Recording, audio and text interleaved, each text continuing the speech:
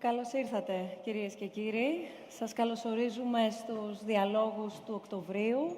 Όπως κάθε μήνα συναντιόμαστε και τον 10ο μήνα του 19, κάθε μήνα ανελιπώς, κάθε μήνα με μια διαφορετική και ιδιαίτερη θεματική, η οποία μπορεί εκ πρώτης όψεως να μην φαντάζει εξαιρετικά πρωτότυπη, αλλά αυτό το οποίο έχουμε κατά νου και αυτό το οποίο φροντίζουμε είναι να μας αφορά όλους, να αφορά την καθημερινότητά μας, είτε ερχόμαστε άμεσα σε επαφή, είτε σε κάθε περίπτωση φέρουμε ευθύνη και μπορούμε να αλλάξουμε κάτι, μπορούμε να κάνουμε κάτι στην καθημερινότητά μας. Έτσι λοιπόν, το μήνα Οκτώβριο, μαζί με όλους τους προσκεκλημένους ομιλητές, που θέλω να ευχαριστήσω θερμά που βρίσκονται εδώ μαζί μας, συναντιόμαστε στο Κέντρο Πολιτισμού Ίδρυμα Σταύρος Νιάρχος, είμαστε στο πάρκο του Κέντρου Πολιτισμού και συγκεκριμένα στο Θόλο, σε έναν χώρο που έχουμε γνωρίσει εδώ και λίγους μήνες. Έχει σημασία και το γιατί βρισκόμαστε εδώ και θα το δούμε στη συνέχεια της συζήτησής μας. Να καλωσορίσω την Έλενα Δέδε, δικηγόρος και ιδρύτρια του Dogs Voice. Καλώς ήρθατε και ευχαριστούμε πολύ. Να καλωσορίσω επίσης τον κύριο Καραγιάννη. Ο Χρήστος Καραγιάννης είναι κτηνίατρος και συμπεριφερειολόγος. Καλώς ήρθατε και εσείς, ευχαριστούμε πολύ. Αριστερά μου ο συνάδελφός μου, Θοδωρής Χονδρόγιανος. Θοδωρή, καλώς όρισες. Έχεις κάνει μια πολύ μεγάλη και πολύ ενδιαφέρουσα έρευνα. Στη συνέχεια θα έχουμε τη δυνατότητα να συζητήσουμε και περισσότερο. Και ο Ευάγγελος Δρύβας, αστυνομικός και κλινικός ψυχολόγος, ψυχοθεραπευτής. Καλώς ήρθατε και εσείς, κύριε Δρύβα, σας ευχαριστούμε πολύ. Το θέμα, όπως πολύ καλά γνωρίζετε όλοι, όσοι βρίσκεστε εδώ μαζί μας, αλλά και όλοι όσοι μας παρακολουθείτε διαδικτυακά και σας καλωσορίζουμε και εσάς με τη σειρά σας, είναι η κακοποίηση των ζώων. Γιατί η κακοποίηση των ζώων μας αφορά όλους, είτε έχουμε κάποιο κατοικίδιο, είτε όχι. Μας αφορά είτε κάτι συμβαίνει δίπλα μας, είτε δεν καταλαβαίνουμε και δεν αντιλαμβανόμαστε τι ακριβώς συμβαίνει δίπλα μας. Και σε κάθε περίπτωση νιώθουμε την ανάγκη να ξεκαθαρίσουμε και να δούμε τι σημαίνει κακοποίηση των ζώων, ποια είναι τα πρόσωπα, ποιες είναι οι κατηγορίες κακοποίησης ζώων, γιατί μπορεί και να μην γνωρίζουμε πότε ένα ζώο κακοποιείται και τι σημαίνει κακοποίηση ζώων και πότε και αν είμαστε ακόμα και εμείς οι ίδιοι συνένοχοι σε αυτό. Θα προσπαθήσουμε να δώσουμε επίσης απαντήσεις γύρω από το οργανωμένο έγκλημα. Η κακοποίηση των ζώων δεν σταματά σε μία πράξη βίας, οργανώνεται ακόμα βαθύτερα, όπως θα δούμε, με πάρα πολλά έσοδα, με μαύρο χρήμα βεβαίως να κυκλοφορεί και να ακολουθείτε μία διαδρομή η οποία βγαίνει και εκτός συνόρων, και για να καταλήξει σε αυτό που ονομάζουμε οργανωμένο έγκλημα χρειάζεται να ακολουθήσει αυτή τη διασυνοριακή διαδρομή. Θα δούμε πού είναι το νομοθετικό πλαίσιο, θα δούμε βέλτιστες πρακτικές εάν και πού αυτές υπάρχουν και τι μπορεί να ακολουθηθεί και από όλους εμάς εδώ, ξεκινώντας, ξαναλέω, και βάζοντας και εμάς τους ίδιους τους εαυτούς μας μέσα σε αυτό το πλαίσιο, από εμάς τους ίδιους στην ίδια μας την καθημερινότητα. Δεν θα ξεχάσουμε βέβαια να δούμε και σε ποια περίπτωση τα ζώα γίνονται δυνατοί υποστηρικτές μεγάλων αδύναμων σημείων που έχει ο ίδιος ο άνθρωπος.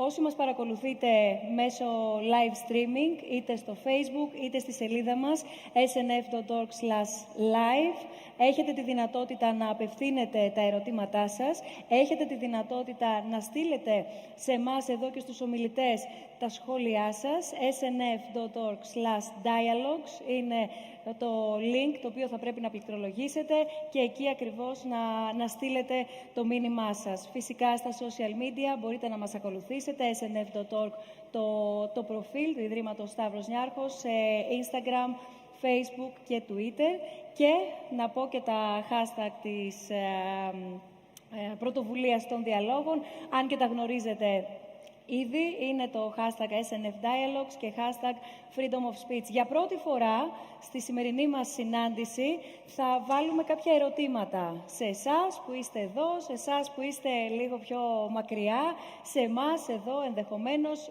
όχι τόσο στους ομιλητές, σε μένα που δεν είμαι όμως ειδικός, δεν είμαι επιστήμονας επί του θέματος. Θα βάλουμε κάποια ερωτήματα μέσω του Instagram. Έχουμε ετοιμάσει κάποια polls με κάποιες ερωτήσεις. Στο story μας λοιπόν, ξαναλέω, στο Instagram μας βρίσκεται snf.org. Μπορείτε να βλέπετε ερωτήματα τα οποία θα τρέχουν κατά τη διάρκεια της συζήτησής μας και να επιλέγετε την απάντηση, αν είναι σωστή, αν είναι λάθος, τι πιστεύετε, τι γνωρίζετε, για να δούμε μύθους και αλήθειες και σε κάθε περίπτωση να φύγουμε από εδώ έχοντας πάρει μια κάποια έστω και ελάχιστη γνώση παραπάνω γύρω από την κακοποίηση των ζώων και πρακτικές απλές, καθημερινές, πλην όμως σωτήριες από το τι μπορούμε να εφαρμόσουμε.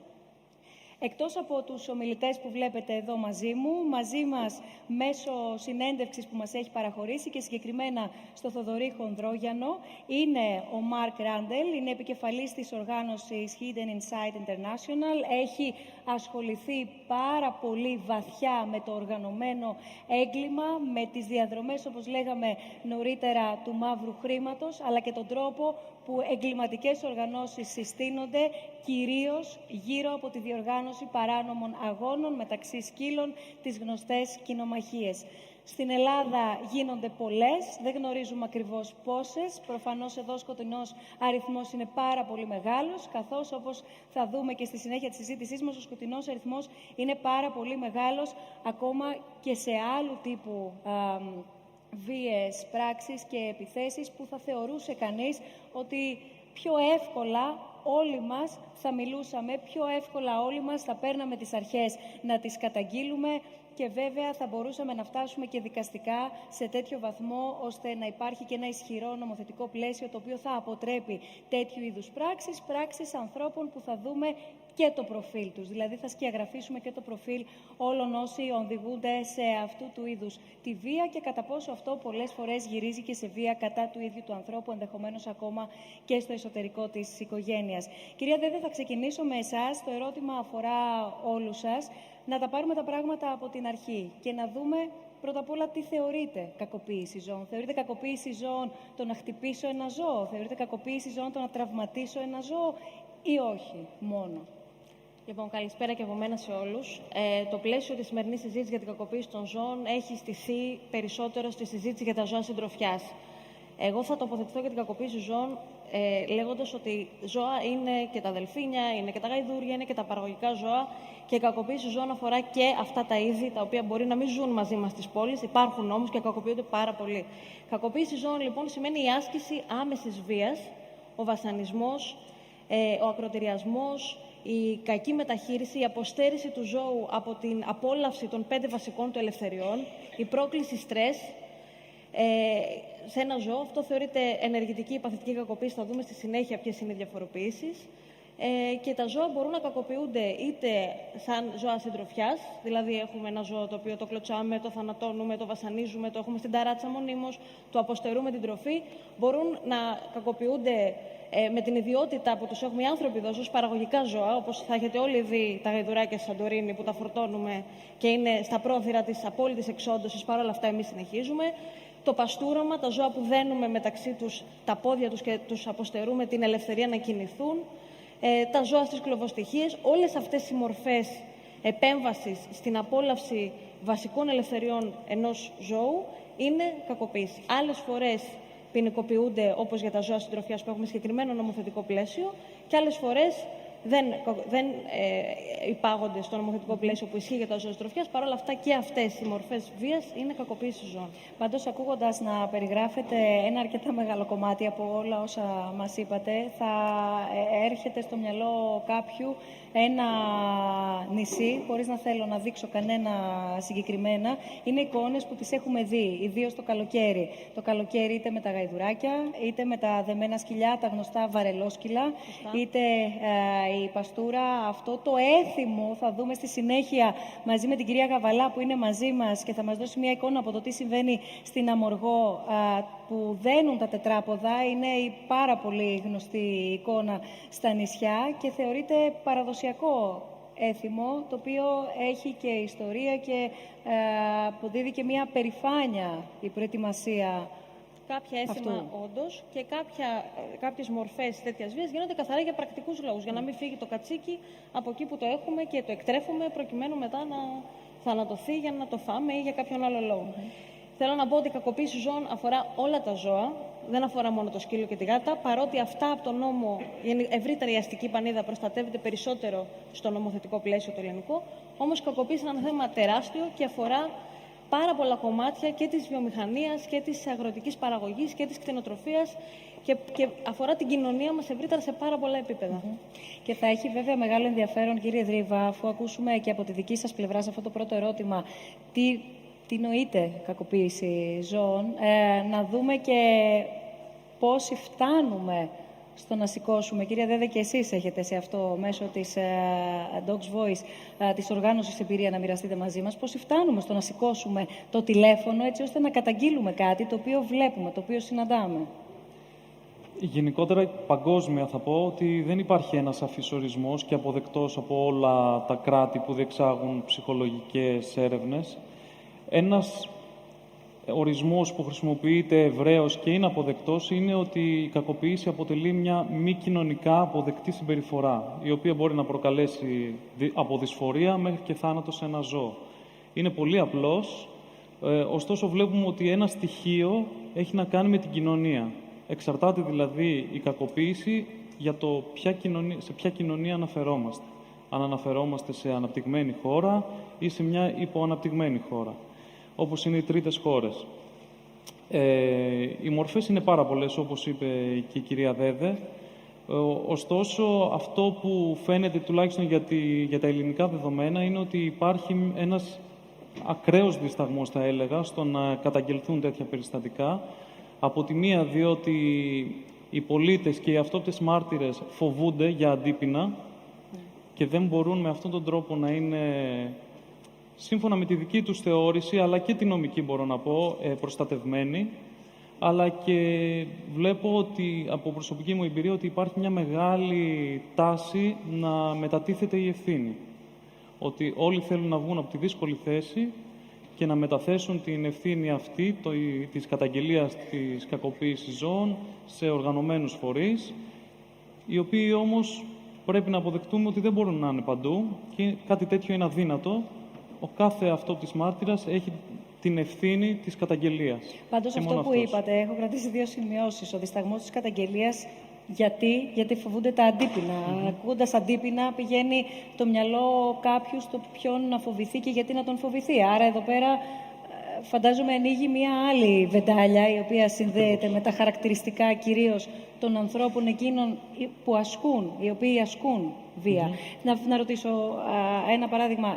Είπατε νωρίτερα ότι η βία νοείται οτιδήποτε μπορεί να βασανίσει έως και να θανατώσει ένα ζώο, σωστά?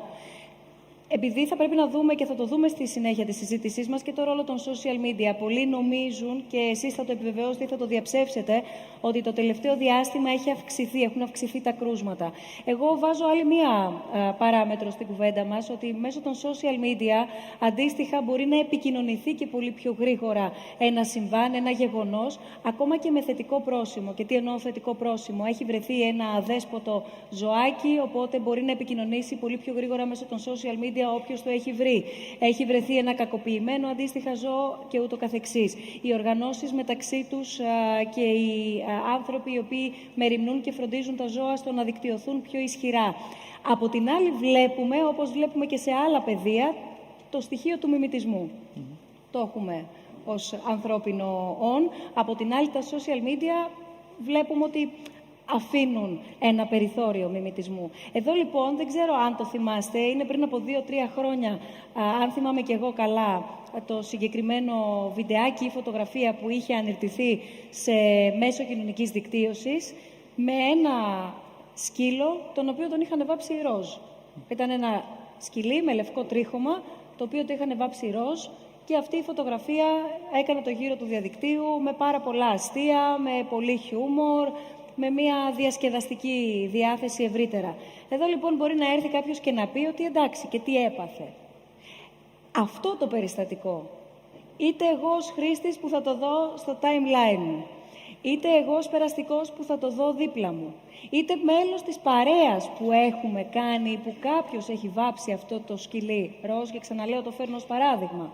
Δεν είναι ούτε η περίπτωση του σκύλου που τον πετάνε στα βράχια, δεν είναι η περίπτωση που έχει μπει φόλα σε κάποιες γάτες, δεν είναι η περίπτωση αυτής της κακοποίησης, αλλά είναι αυτό. Είναι κακοποίηση ή όχι?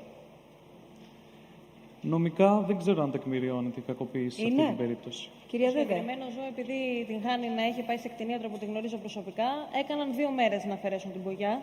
Πάρα πολλές από αυτές τις μπογιές είναι τοξικές, μπορεί να προκαλέσουν βλάβη στο δέρμα. Οπότε, υπό αυτό το πρίσμα, φυσικά και είναι κακοποίηση. Επίσης, ένα ζώο το οποίο προφανώς περιορίζεται για να το βάψει κάποιος φούξια, ροζ, ή να γράψει πάνω τη λέξη που αφορά σε μια ποδοσφαιρική ομάδα, γιατί και αυτό γίνεται πάρα πολλές φορές. Καταλαβαίνετε ότι προφανώς δεν είναι εκεί με τη θέλησή του και δεν ικανοποιείται από αυτή την αλληλεπίδραση με τον άνθρωπο. Σε αυτό το πλαίσιο, ναι, είναι παθητική κακοποίηση. Για το συγκεκριμένο ζώο που αναφέρετε πολύ σωστά, πήρε 2 μέρες να αφαιρεθεί η μπογιά από το σώμα του.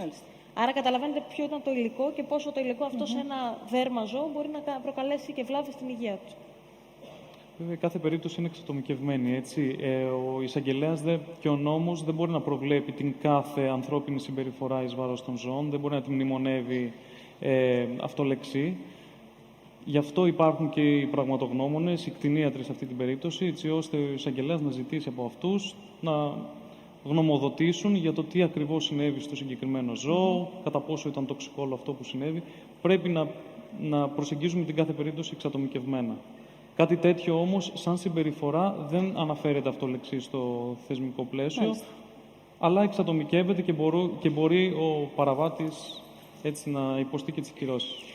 Έχει πολύ μεγάλο ενδιαφέρον πάντως να δούμε, κύριε Καραγιάννη, και τι γίνεται, γιατί ωραία εμείς μιλάμε, ωραία εμείς συμφωνούμε ή διαφωνούμε, εν πάση περιπτώσει, τι γίνεται και στην αντίπερα όχθη, στην άλλη πλευρά, στην πλευρά του ζώου.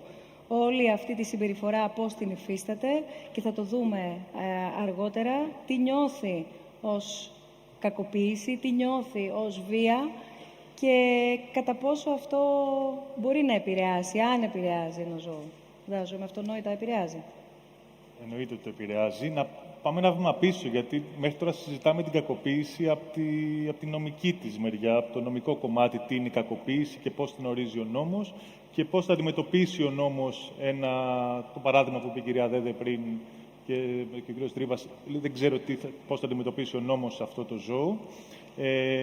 Και θα ήθελα να πάμε ένα βήμα πίσω, να ξεφύγουμε λίγο από την κακοποίηση ως νομικό όρο και να το δούμε την κακοποίηση όπως την έχουμε όλοι στο μυαλό μας, που γι' αυτό είμαστε εδώ. Δεν ξέρουμε πολύ από εδώ πώς ορίζει ο νόμος την κακοποίηση. Αυτό που έχουμε στο μυαλό μας για την κακοποίηση των ζώων ήταν όταν είναι κάποιες πράξεις ή κάποια αμέλεια που βάζουν το ζώο να υποφέρει, που βασανίζουν το ζώο ή πιο επιστημονικά, αν θέλετε, διαταράσσουν την ευζοία του ζώου. Η ευζοία του ζώου, είπαμε πριν για τις 5 ελευθερίες που ακούστηκαν, μπορεί να το πούμε ότι είναι κάτι πολύ απλό που έχουμε στο μυαλό μας, είναι να δίνουμε στο ζώο μια ζωή που αξίζει να ζει.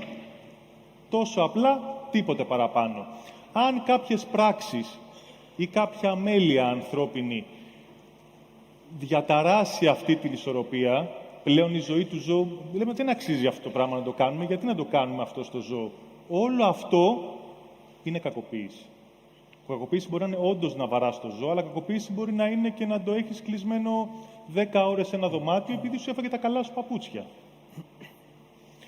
Κακοποίηση για ένα ζώο μπορεί να το φωνάζουμε, να του φωνάζουμε, να το μαλώνουμε, να το τραβολογάμε. Κακοποίηση είναι ανθρώπινες συμπεριφορές, τις οποίες τις χρησιμοποιούμε εμείς κατά κόρον, επειδή εμείς μιλάμε λεκτικά, είμαστε όλοι εδώ, μιλάμε, μας ακούτε, σας ακούω, και νομίζουμε το ίδιο πράγμα ακριβώς θα το κάνει και ένα ζώο. Μόνο που στο ζώο η έννοια της τιμωρίας, η έννοια του μην το κάνεις αυτό να σε μαλώσω, όλο αυτό, να σε βάλω τιμωρία, αυτό το πράγμα δεν το καταλαβαίνει το ζώο. Πάνω σε αυτό που λέτε όμως, μπορεί, φαντάζομαι, ένας μεγάλος αριθμός όσων μας ακούνε αυτή τη στιγμή να πει ότι ναι, αλλά θα πρέπει με κάποιο τρόπο να του δείξω τι πρέπει και τι δεν πρέπει να κάνει. Αυτό με ρωτάνε όλοι, επειδή βλέπουμε τα προβλήματα συμπεριφοράς. Όλος ο κόσμος θέλει έναν τρόπο να μαλώσει το σκύλο ή τη γάτα του για να καταλάβει ότι δεν πρέπει να το κάνεις αυτό. Όλοι αυτό θέλουμε. μόνο για να το κάνουμε αυτό, πρέπει να ξεφύγουμε από το ανθρώπινο τρόπο σκέψης και να σκεφτούμε, ωραία, δεν θέλω να κάνει αυτό. Ωραία, να σκεφτώ όχι να το μαλώσω για αυτό που κάνει, να σκεφτώ να το οδηγήσω σε αυτό που πρέπει να κάνει. Όπως πρέπει να κάνουμε ακριβώς στα παιδιά, έτσι πρέπει να κάνουμε και στα ζώα, να το οδηγήσουμε στο σωστό. Αλλά ως άνθρωποι έχουμε στο μυαλό μας πάντα να διορθώσουμε το λάθος. Που εκεί μπαίνουμε στην κόντρα ότι να σε μαλώνω, αλλά δεν το καταλαβαίνεις και θα σε μαλώσω περισσότερο. Και μόνο να φωνάξουμε σε ένα ζώο, να το βάλουμε τιμωρία, όλο αυτό είναι κακοποίηση. Το ότι το ζώο δεν μπορούμε να το πάμε σε ένα κτηνίατρο για να γράψει μια γνωμάτευση ότι το ζώο αυτό έχει βασανιστεί, έχει μόλοπες, έχει κάποιες εκδορές. Το να το φοβίζουμε το ζώο, το να δημιουργούμε στρες, και αυτό είναι κακοποίηση. Τα ζώα δεν έχουν μόνο σωματική υγεία, όπως ακριβώς έχουμε εμείς, έχουν και ψυχική υγεία, έχουν και κοινωνική υγεία. Το να κακοποιούμε ψυχικά, συναισθηματικά, αν θέλετε πιο σωστά, ένα ζώο, είναι σαν να μας κακοποιεί κάποιος ψυχολογικά εμείς. Όλο αυτό το bullying που λέμε και όλο αυτό που βιώνουν τα νέα παιδιά και οι μεγαλύτεροι άνθρωποι, το ίδιο πράγμα μπορεί να συμβαίνει στα ζώα, μόνο που είναι πολύ δύσκολο αυτό και νομικά να οριστεί και κάπως κάποιος να μας υπογράψει ένα χαρτί ότι το ζώο αυτό βασανίζεται επειδή του φωνάζω, επειδή το μαλώνω. Σας ευχαριστώ πάρα πολύ όλους για την πρώτη εισαγωγική σας τοποθέτηση. Για να έρθω στο Θοδωρή Χονδρόγιανο και να πω σε αυτό το σημείο ότι έχουμε συμφωνήσει όλοι μεταξύ μας, γιατί εδώ και καιρό δουλεύουμε και συνεργαζόμαστε για τη σημερινή μας συζήτηση, για να μπορέσουμε να δούμε το κάθε κομμάτι στο οποίο επιστημονικά ο καθένας από εσάς δραστηριοποιείται, ότι εφόσον μιλάμε και μεταξύ μας ήδη στον Ενικό, ότι θα μιλάμε στον Ενικό και εδώ, στη σημερινή μας συζήτηση. Θοδωρή, πριν μπούμε στην έρευνά σου, πριν δούμε μέσα από τα δικά σου μάτια τι ακριβώς είδες, με τι ακριβώς ήρθες αντιμέτωπος, καταγράφοντας τις παράνομες κινομαχίες που λαμβάνουν χώρα στη χώρα μας και πού σε οδήγησαν, πού πήγες και πού δεν πήγες. Και γελάμε τώρα, γιατί έτυχε να γνωρίζω και την περίοδο που έκανες αυτή την έρευνα, με ό,τι αυτό και αν σημαίνει. Εγώ θέλω να σε ρωτήσω αν πριν ξεκινήσεις αυτή την έρευνα, όπου πια είχες να ερευνήσεις έναν χώρο που μπαίνει πια στο οργανωμένο έγκλημα, περίμενες ότι θα συναντήσεις αυτό που λανθασμένα μεν, αλλά έρχεται στο μυαλό των περισσότερων όταν ακούνε κακοποίηση ζώων, ή αν ήταν κάτι διαφορετικό? Καλησπέρα και από μένα. Θέλω να ξεκινήσω λέγοντας ότι ήμουν τελείως αδαής για το αντικείμενο το οποίο επρόκειτο να ερευνήσω. Δηλαδή, πολλοί άνθρωποι εδώ πέρα θα έχουν πολύ περισσότερες γνώσεις από εμένα για το πώς πρέπει να συμπεριφερόμαστε σε ένα κατοικίδιο, σε ένα ζώο γενικότερα, στο δρόμο. Δεν περίμενα σε καμία περίπτωση ότι η κακοποίηση για την οποία συζητούμε και το τι είναι κακοποίηση θα λάμβανε ποτέ μία μορφή, συστηματική βιομηχανική σκοπής. Δηλαδή, ξεκινήσαμε να ψάχνουμε τις κινομαχίες, ήρθα σε επαφή εντελώς τυχαία μέσω ενός μέλους της Πανελλήνιας Φιλοζωικής Ομοσπονδίας που με έφερε σε επαφή και με τον Μάρκο που θα μας μιλήσει σε λίγο, και δεν είχα καμία απολύτως ιδέα. Από εκεί και πέρα είδα ότι ξεκινήσαμε να μιλήσουμε για τις κινομαχίες, δηλαδή για την κακοποίηση ζώων που γίνεται στο πλαίσιο κινομαχιών, δηλαδή που μόνο μάχονται μεταξύ τους για 3-4 ώρες, 2 σκυλιά μάχονται, γίνονται στοιχήματα γύρω και όποιος κερδίσει ενδέχεται το σκυλί που θα χάσει να είναι νεκρό μετά το τέλος, και αυτό είναι σίγουρα μια πολύ μεγάλη κακοποίηση, μια πολύ σφοδρή, σκληρή κακοποίηση. Όμως αυτό που εγώ είδα είναι ότι ξεκινάει η κακοποίηση πολύ πριν, δηλαδή ξεκινάει με μια κλωτσιά στο σκυλί για να το αγριέψω, συνεχίζει με αναβολικά.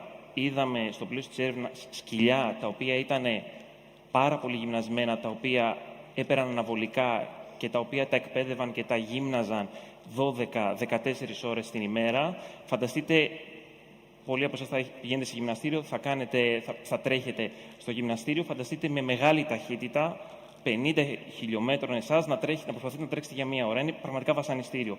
Το ίδιο κάνουν και στα σκυλιά. Τα έβαζαν πάνω, δηλαδή μας έδωσαν βίντεο από διαρροές που ένα σκυλί ανέβαινε πάνω, χτύπαγε το πρόσωπό του γιατί δεν μπορούσε να τρέξει τόσο γρήγορα και αναγκαστικά έφτανε στο σημείο κάποια στιγμή να τρέξει τόσο γρήγορα γιατί το είχαν δεμένο το λαιμό του. Αν δεν έτρεχε θα πνιγόταν.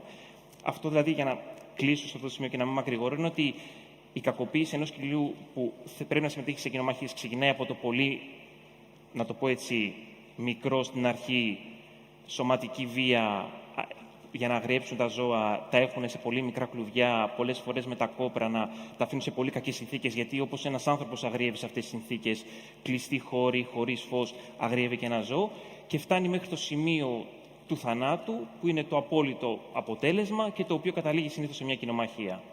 Και αναδεικνύει εκείνον που έχει κερδίσει το στοίχημα. Ναι, συνήθως οι κοινομαχίες έχουν δύο μεγάλα κέρδη. Το ένα είναι από την πώληση σκυλιών στο πλαίσιο παράνομου εμπορίου, είτε από στοιχηματισμούς, και μιλάμε, όπως θα δούμε και συνέχεια, για στοιχηματισμούς που μπορεί να είναι 50.000 ευρώ, δηλαδή οι δύο ιδιοκτήτες κοινομάχων βάζουν από 50.000 ευρώ, όποιος κερδίσει παίρνει το έπαθλο. Και φυσικά υπάρχει και ένας κόσμος γύρω από στοιχηματισμούς, δηλαδή άνθρωποι του κύκλου που στοιχηματίζουν μικρότερα στοιχήματα μεταξύ τους για το ποιος θα κερδίσει. Θα το δούμε αναλυτικότερα και αυτό στη συνέχεια. Μία σύντομη εισαγωγή κάνε μας ουσιαστικά για το πώς εσύ συνάντησες τον Μάρκ ή ο Μάρκ εσένα, έτσι ώστε να παρακολουθήσουμε και το πρώτο απόσπασμα της συνέντευξης που σου έδωσε, για να μας εισαγάγει ουσιαστικά στον κόσμο των κοινομαχιών, δίνοντάς μας τα βασικά πρώτα χαρακτηριστικά. Ωραία. Θέλω πάλι να πω ότι ξεκίνησε το θέμα τυχαία, δηλαδή δεν είχα την παραμικρή ιδέα, που είναι σημαντικό γιατί πόσο γρήγορα καταφέραμε άνθρωποι αδαείς να βρούμε πράγματα. Τον Μάρκ τον γνώρισα μέσω, όπως είπα, από ένα μέλος της Πανελλήνιας Φιλοζωικής Ομοσπονδίας, και το πρώτο πράγμα που μου είπαν για τον Μάρκ ήταν detective στη Βρετανική αστυνομία, και εγώ το πρώτο πράγμα που σκέφτηκα είναι τι σχέση είχε ο άνθρωπος με τη φιλοζωία. Ο Μάρκ θα εξηγήσει, δεν θέλω να κάνω σχόλια στο βίντεο πώς συνδέθηκε, αλλά ο Μάρκ ήταν πρώην detective της Βρετανικής αστυνομίας. Ασχολήθηκε με εγκλήματα όπως ήταν στην αντιτρομοκρατική, ασχολήθηκε με βαριά κακουργήματα όπως εμπόριο όπλων, είχε και άλλες υποθέσεις, και μέσα από αυτόν τον τρόπο, θα σας το πει και ο ίδιος, μετά μεταπήδησε στις κοινομαχίες και πλην που είχε αποσυρθεί από την ενεργό δράση όσον αφορά την αστυνομία, ασχολείται στενά με το θέμα. Αυτό το οποίο έχει σημασία, νομίζω, κυρίως αυτό που θα πει ο Μάρκ, είναι ότι κοινομαχίες μάλλον μιλάμε για ένα έγκλημα το οποίο αναπτύσσεται στην ανώτερη του μορφή, παρέα με όπλα, το οποίο το είδαμε μετά στην έρευνα, ναρκωτικά, ακόμα και με παιδική κακοποίηση. Ο Μάρκ θα πει και κάποια στοιχεία. Πολλές φορές όταν η Αμερικανική αστυνομία μπαίνει σε χώρους όπου υπάρχει παιδική πορνογραφία ή υπάρχει παιδική κακοποίηση ή όπλο, βρίσκουν συχνά και κοινομάχους. Πάμε να παρακολουθήσουμε λοιπόν το πρώτο απόσπασμα της συνέντευξης του Μάρκ Ράντελ.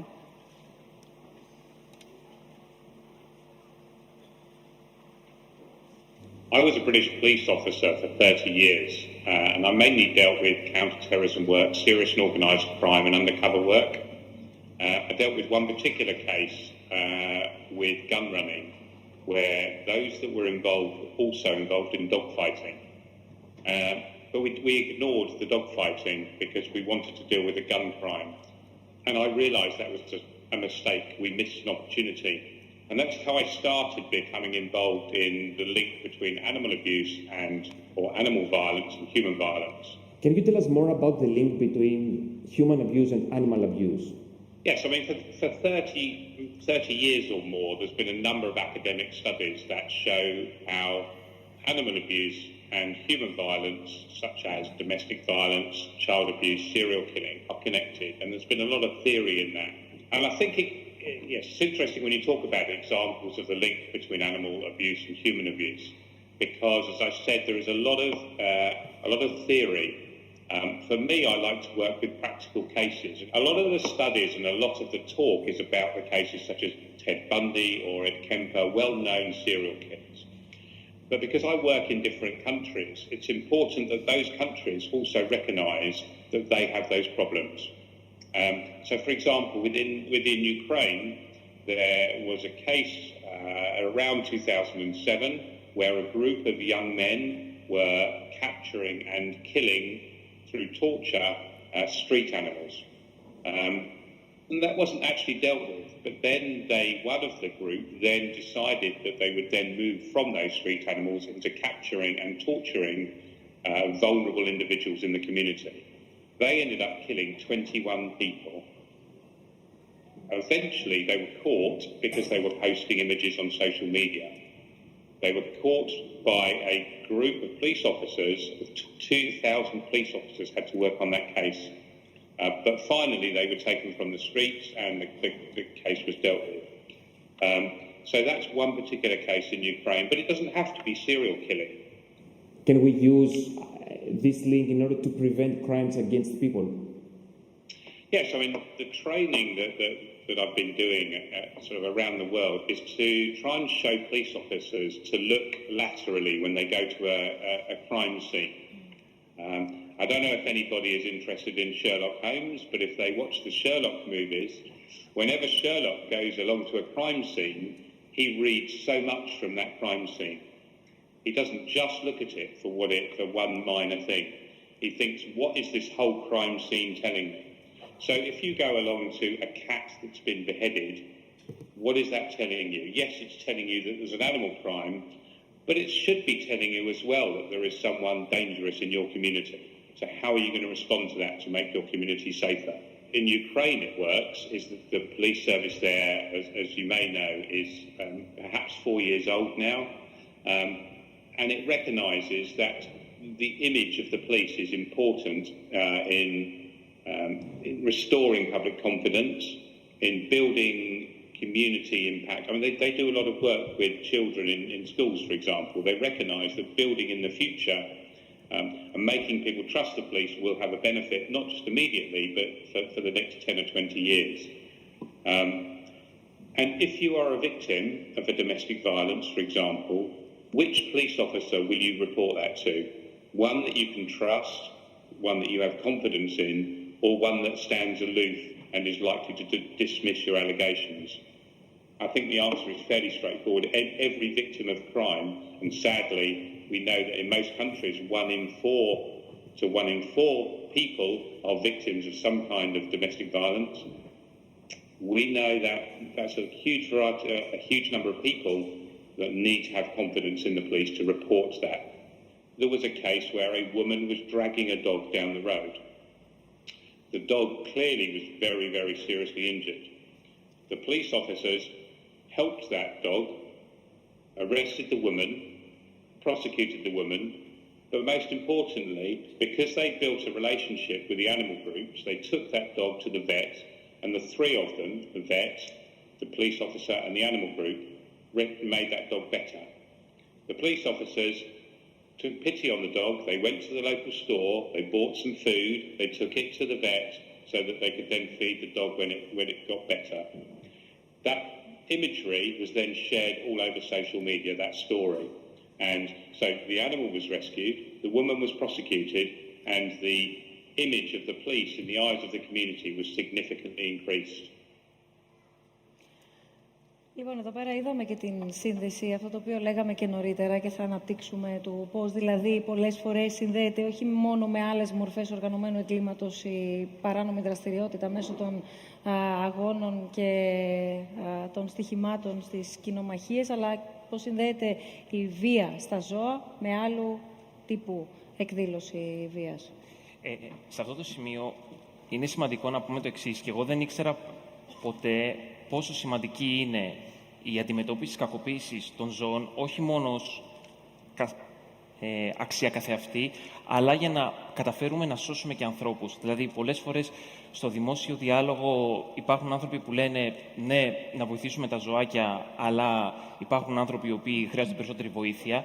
Στην πραγματικότητα, οι δύο στόχοι, δηλαδή η αντιμετώπιση της κακοποίησης των ζώων και η αντιμετώπιση της κακοποίησης κατά των ανθρώπων, πάνε μαζί. Δεν πάνε ότι ένα αστυνομικό ασχολείται με το ένα και όχι με το άλλο. Ασχολείται με το ένα σημαίνει ότι ασχολείται και με το άλλο. Και ένα άλλο σημαντικό, νομίζω, από αυτό που είπε ο Μάρκ, είναι ότι και ο ίδιος έχει δει ότι αστυνομίες οι οποίες, όπως γνωρίζουμε ότι η αστυνομία μπορεί να μην έχει την καλύτερη εικόνα όσον αφορά την κοινωνία, οι αστυνομίες οι οποίες ασχολούνται με το κομμάτι της κακοποίησης των ζώων διαμορφώνουν σιγά σιγά μια πολύ καλύτερη εικόνα στην κοινωνία για τη δράση τους. Το οποίο τι σημαίνει? Ότι οι άνθρωποι μπορούν πιο εύκολα να καταγγείλουν την κακοποίηση που δέχονται σπίτι τους, να μιλήσουν πιο ανοιχτά. Ναι. Άρα speak out όχι μόνο για τα ζώα, αλλά και για τους ίδιους τους ανθρώπους. Ευρύτερα. Να σταθούμε λίγο Παγγέλη, και να έρθουμε λίγο στην ψυχολογία του ανθρώπου εκείνου ο οποίος οδηγείται στο να κακοποιήσει ένα ζώο. Δηλαδή, με λίγα λόγια, όχι ότι δικαιολογείται το να είσαι σκληρός σε έναν άνθρωπο, αλλά μπορεί να ρωτήσει κανείς ότι σε τι μπορεί να σε ενοχλήσει ένα ζώο, σε τι μπορεί να σε ενοχλήσει ένα σκύλος ή μια γάτα και όχι μόνο, ώστε να του ασκήσεις βία. Από πού πηγάζει όλη αυτή η άγρια διάθεση από την πλευρά του ανθρώπου προς το ζώο? Και εδώ δεν μπορούμε να γενικεύσουμε κάτι. Κάθε περίπτωση πρέπει να αντιμετωπίζεται εξατομικευμένα. Σε αυτό επιμένω πάντα. Και είναι κάτι που βλέπω να υπάρχει και στις επιστημονικές έρευνες. Ωστόσο, αυτό που έχει βρεθεί είναι ότι ένα ζώο είναι ένα εύκολο θύμα. Δεν θα δείξει τόσο μεγάλη αντίσταση όσο θα έδειχνε ένας άνθρωπος. Τα κίνητρα συνήθως που βρίσκουμε στις έρευνες αφορούν αρχικά την άσκηση ελέγχου. Ότι το ζώο είναι ένα μέσο, είναι ένας δέκτης να ασκηθεί έλεγχος. Δηλαδή, το άτομο σε όλο το μήκος της ζωής του δεν έχει την αίσθηση της αυτοαποτελεσματικότητας, να νιώσει ότι είναι κάπου ικανό, ότι ελέγχει τα πράγματα και το περιβάλλον του. Ζει σε ένα χαοτικό περιβάλλον, με λίγα λόγια. Έτσι, με το να ασκηθεί κακοποίηση πάνω σε ένα ζώο, και συνήθως η κακοποίηση αυτή ακολουθεί μια ανεπιθύμητη συμπεριφορά του ζώου, έτσι, που προκαλεί θυμό στο άτομο και κακοποιώντας το νιώθει το ζώο. Φοβάται, συμμορφώνεται, κουλουριάζει και υπακούει κατά κάποιον τρόπο. Έτσι ο έλεγχος έχει επιτευχθεί. Υπάρχουν πολλά ακόμα κίνητρα, όπως η μετάθεση εχθρικότητας. Αντί να θέλω να κακοποιήσω τη σύντροφό μου που απειλεί ότι θα με χωρίσει, μπορώ να κακοποιήσω το ζώο ή να απειλώ ότι θα κακοποιήσω το ζώο ή θα το σκοτώσω κιόλας. Αυτό φαίνεται στις έρευνες, κυρίως το 18 με 48% από τις έρευνες και δηλώσεις από κακοποιημένες γυναίκες. Φαίνεται ότι σε αυτό το ποσοστό των γυναικών έχουν αναφέρει ότι δεν έφευγαν από τη σχέση, μια κακοποιητική σχέση, είτε σωματικά είτε ψυχολογικά, ακόμα και σεξουαλικά, μόνο και μόνο γιατί είχαν απειλές ότι θα κακοποιηθεί το ζώο.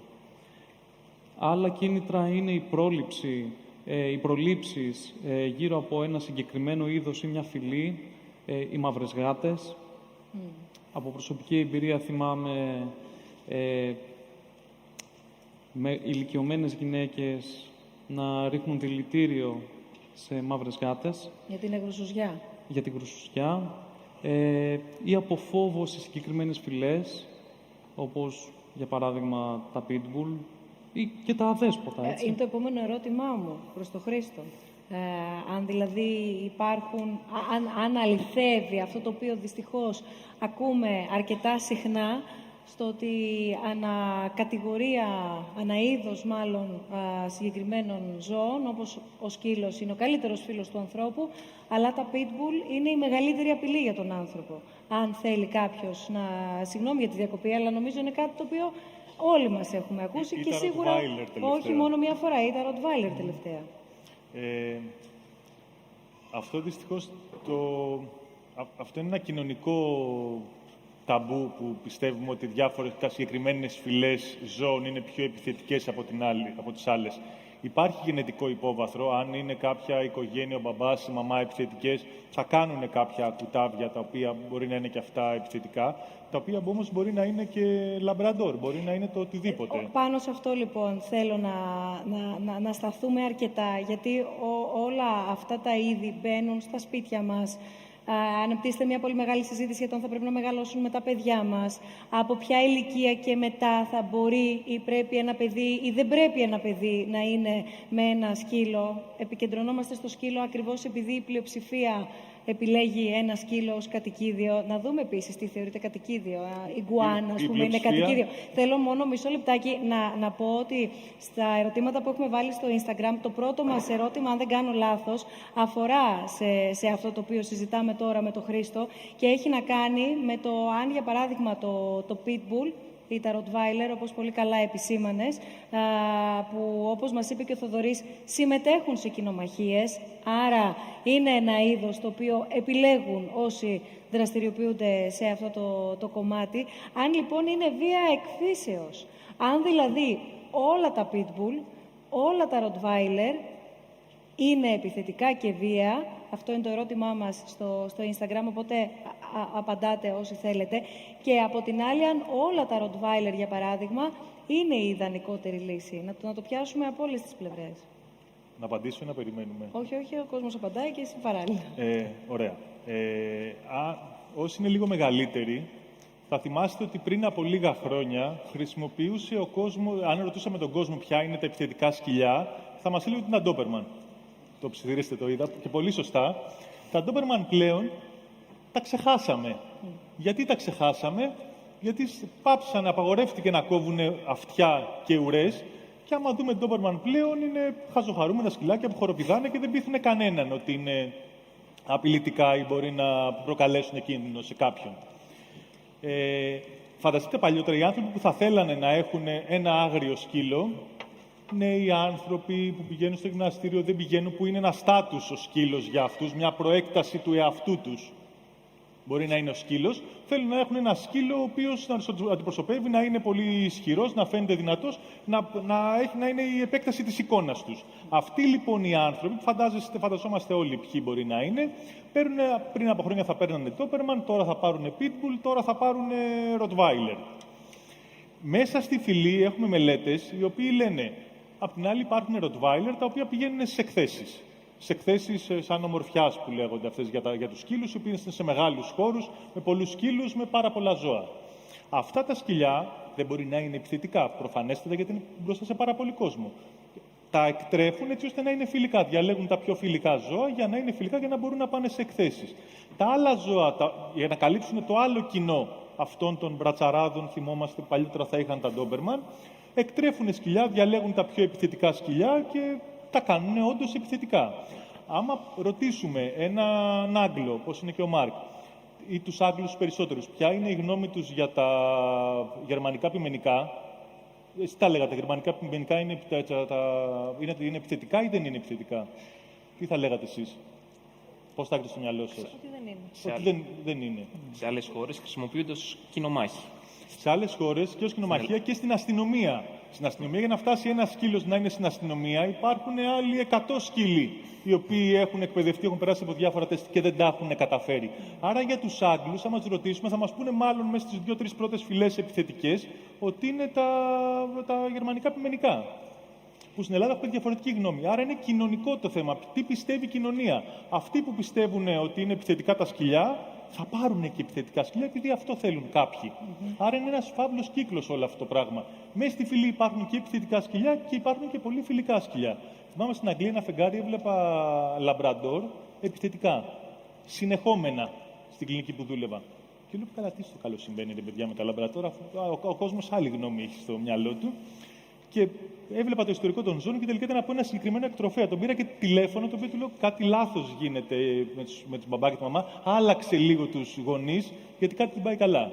Άρα εδώ πέρα είναι άρρητα συνδεδεμένο προφανώς το τι συμπεριφορά λαμβάνουν ως προς το τι συμπεριφορά εκδηλώνουν.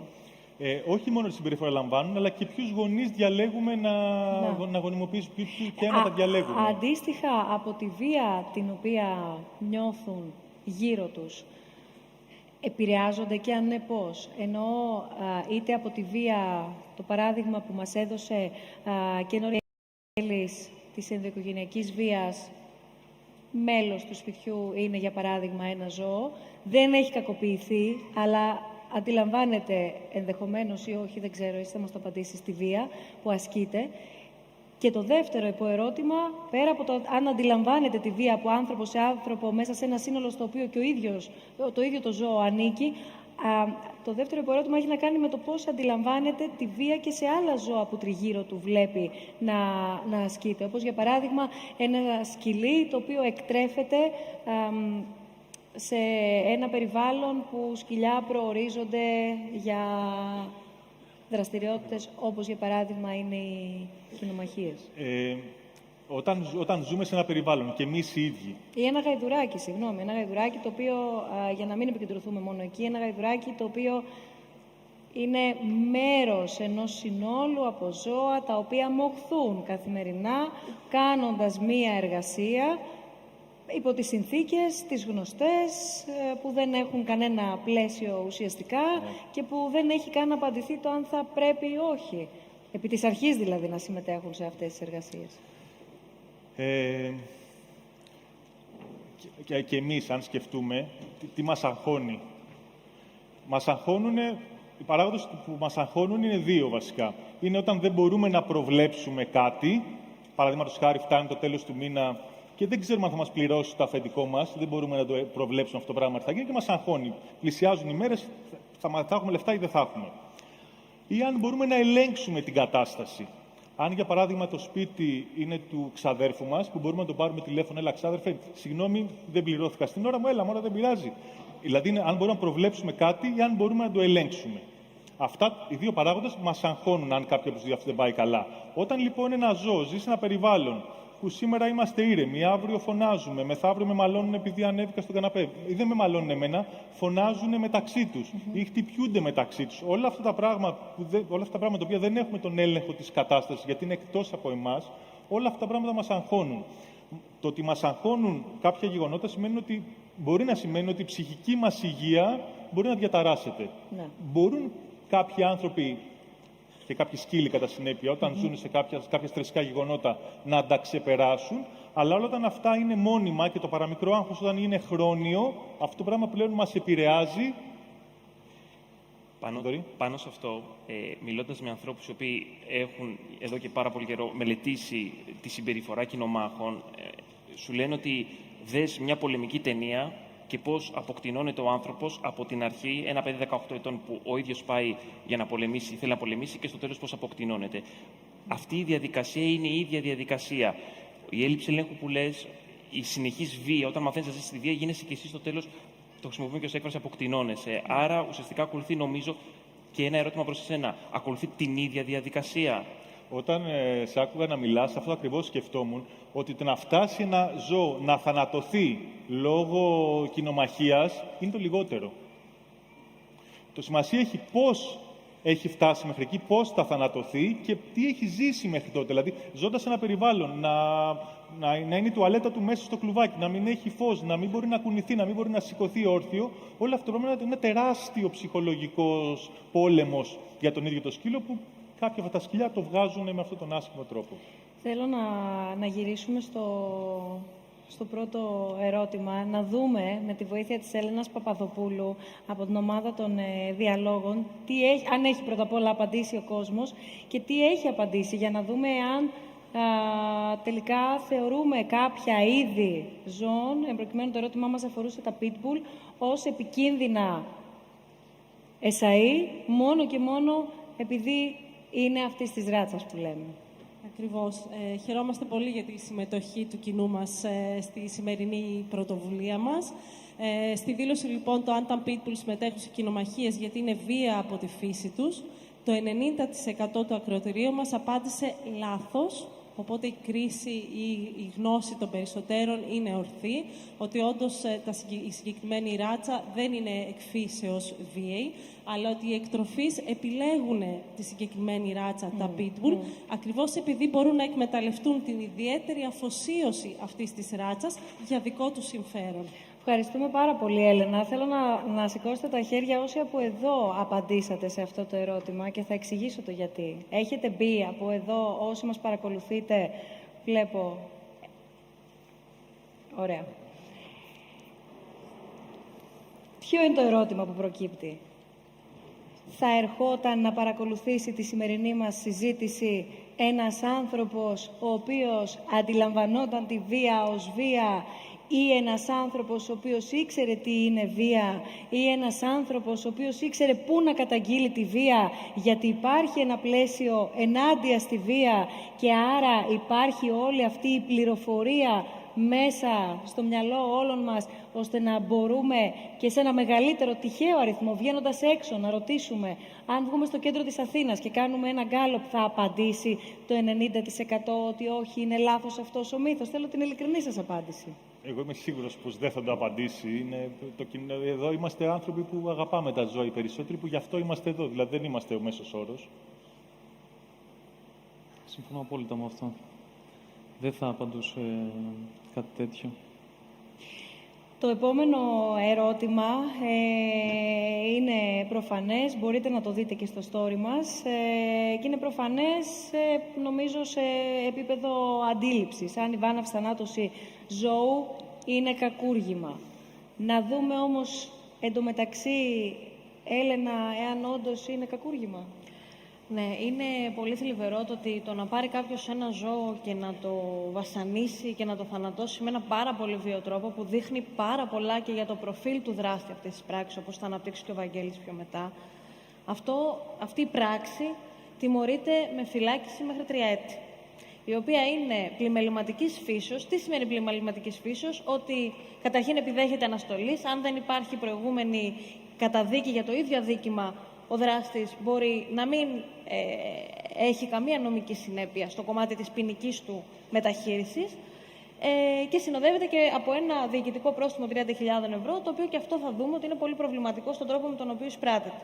Αλλά θα πάμε στο ποινικό κομμάτι, και το ποινικό κομμάτι είναι ότι ένας άνθρωπος ο οποίος μπορεί να φτάσει σε ένα συναισθανόμενο πλάσμα, που έχει το δικό του κώδικα να εκφραστεί, και τα ζώα, όλα τα ζώα έχουν πλούσιο συναισθηματικό κόσμο. Θα γυρίσω λίγο πριν για να πω ότι τα δελφίνια στα δελφινάρια επίτηδες υποσιτίζονται προκειμένου να έχουν αυτοκτονική διάθεση απέναντι στον εαυτό τους. Τα κοτόπουλα στις κλωβοστοιχίες αυτοτραυματίζονται προκειμένου να δώσουν ένα τέλος στο μαρτύριο που υφίστανται. Τα ζώα μας μιλάνε με πάρα πολλούς διαφορετικούς τρόπους. Ένας άνθρωπος λοιπόν, ο οποίος μπορεί να πάρει μια γάτα και να της κόψει το κεφάλι, στην Ελλάδα σήμερα, μπορεί να πάρει ένα σκύλο και να τον κάψει. Και μπορεί να πάρει ένα σκύλο, όπως ένα πρόσφατο περιστατικό, και να τον πετάξει από ένα βουνό κάτω και να γελάσει και να βγάλει βίντεο. Η ποινική του μεταχείριση για την ελληνική δικαιοσύνη είναι η ίδια με το... Είναι πιο αυστηρό το να έχει περάσει ένα στόπ χωρίς να δει.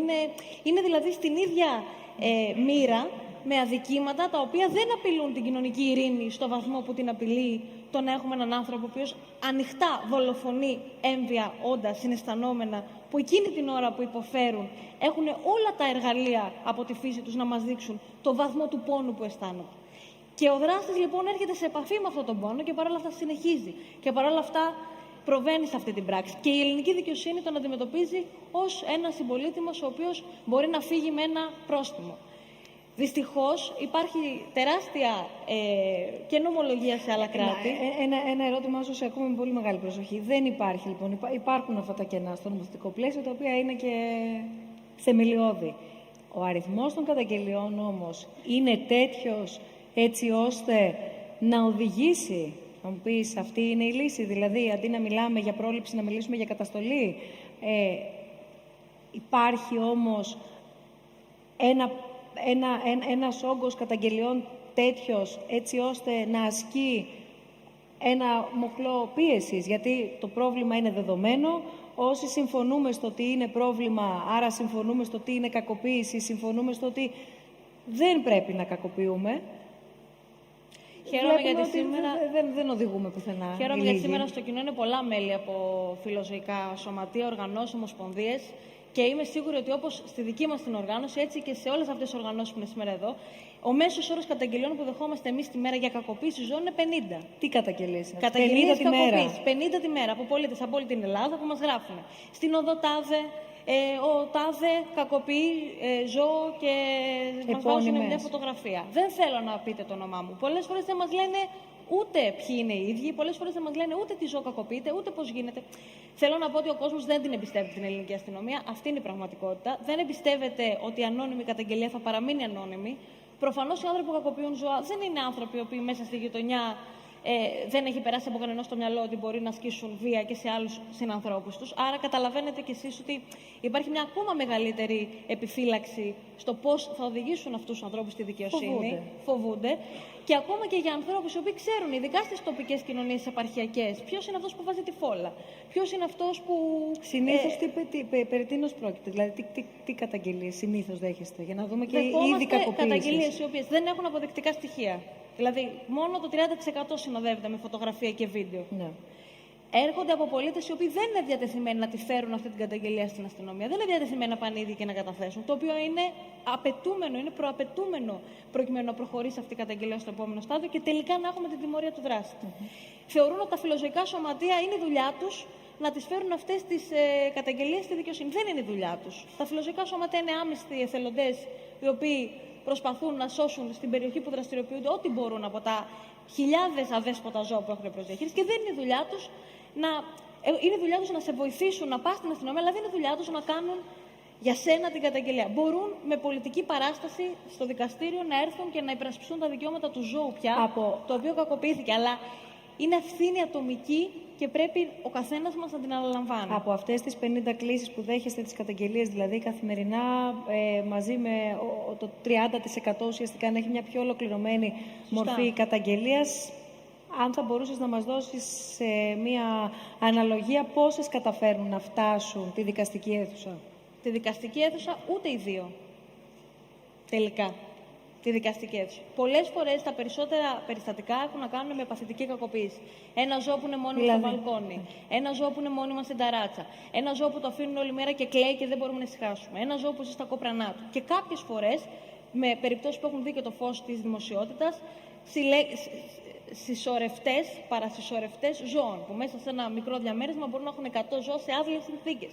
Κοινομαχίες, σπανιότατα, αλλά κάποιες φορές ακόμα και αυτές έρχονται στη δημοσιότητα όταν δημοσιογράφοι ασχολούνται. Σας έχει γίνει τέτοια καταγγελία?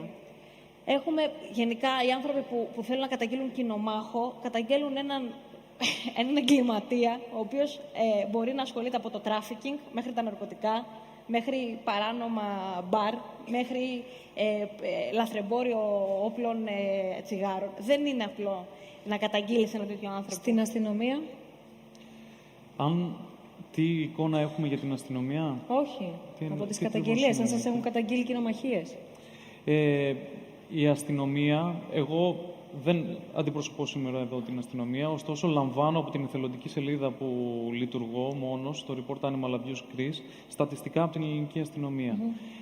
Η ελληνική αστυνομία δεν διαχωρίζει ποιες ακριβώς είναι οι παραβάσεις γύρω από την νομοθεσία των ζώων.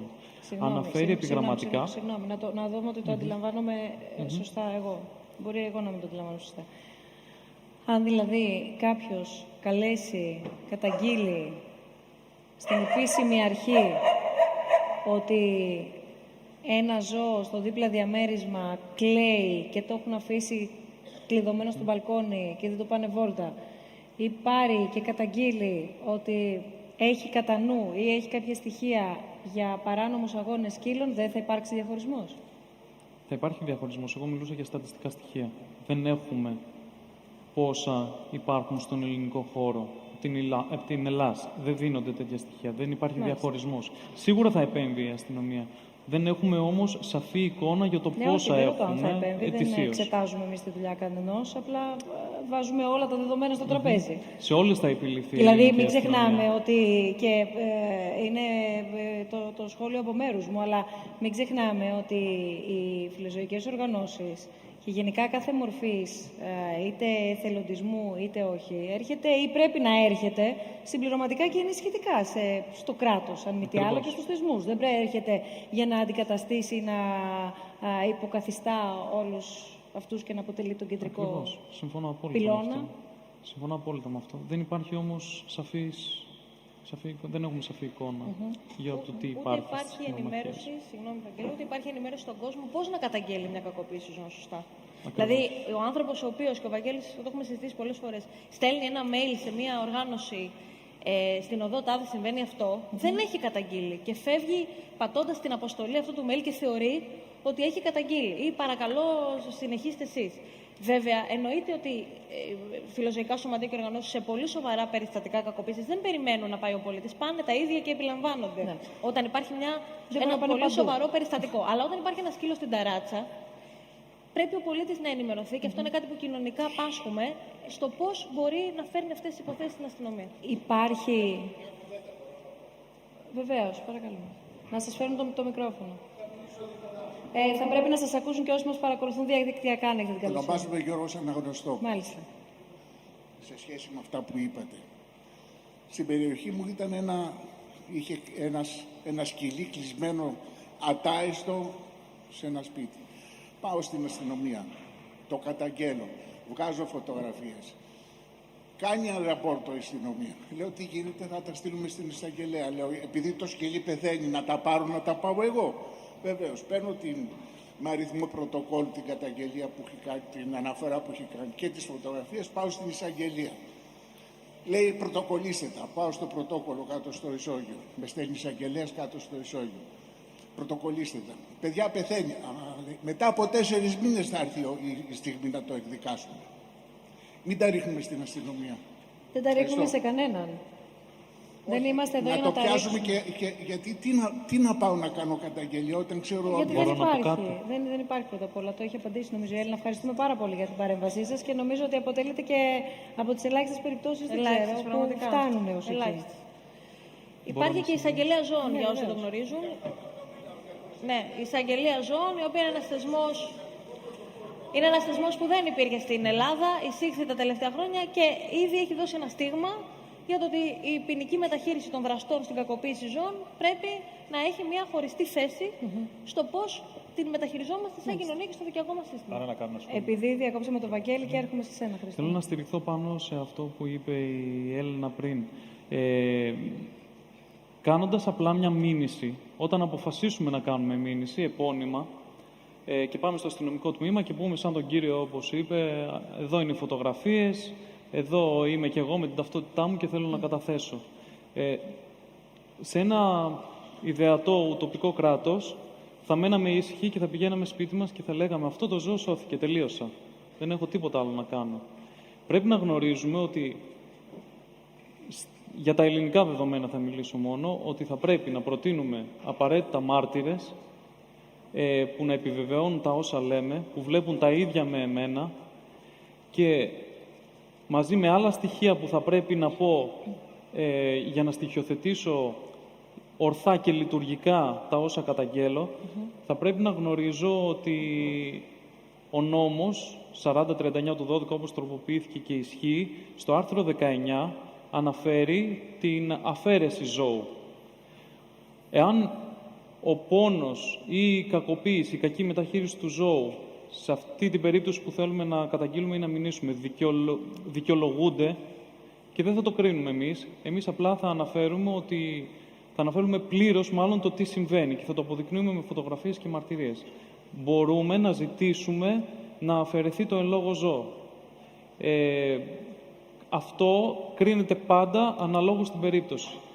Θα πρέπει πιο πριν και εμείς να έχουμε φροντίσει να μιλήσουμε με το τοπικό καταφύγιο εφόσον υπάρχει.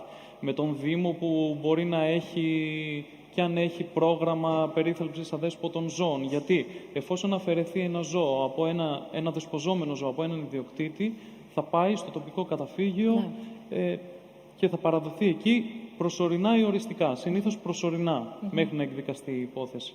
Οπότε θα πρέπει να γνωρίσουμε όλα αυτά τα στοιχεία για να κινηθούμε σωστά. Το ότι κάνουμε απλά μήνυση και είμαστε μόνο εμείς με φωτογραφίες στα χέρια και δεν αφορά μόνο εσάς αυτό. Έχω και εγώ εθελοντική σελίδα και καθημερινά λαμβάνω δεκάδες μηνύματα.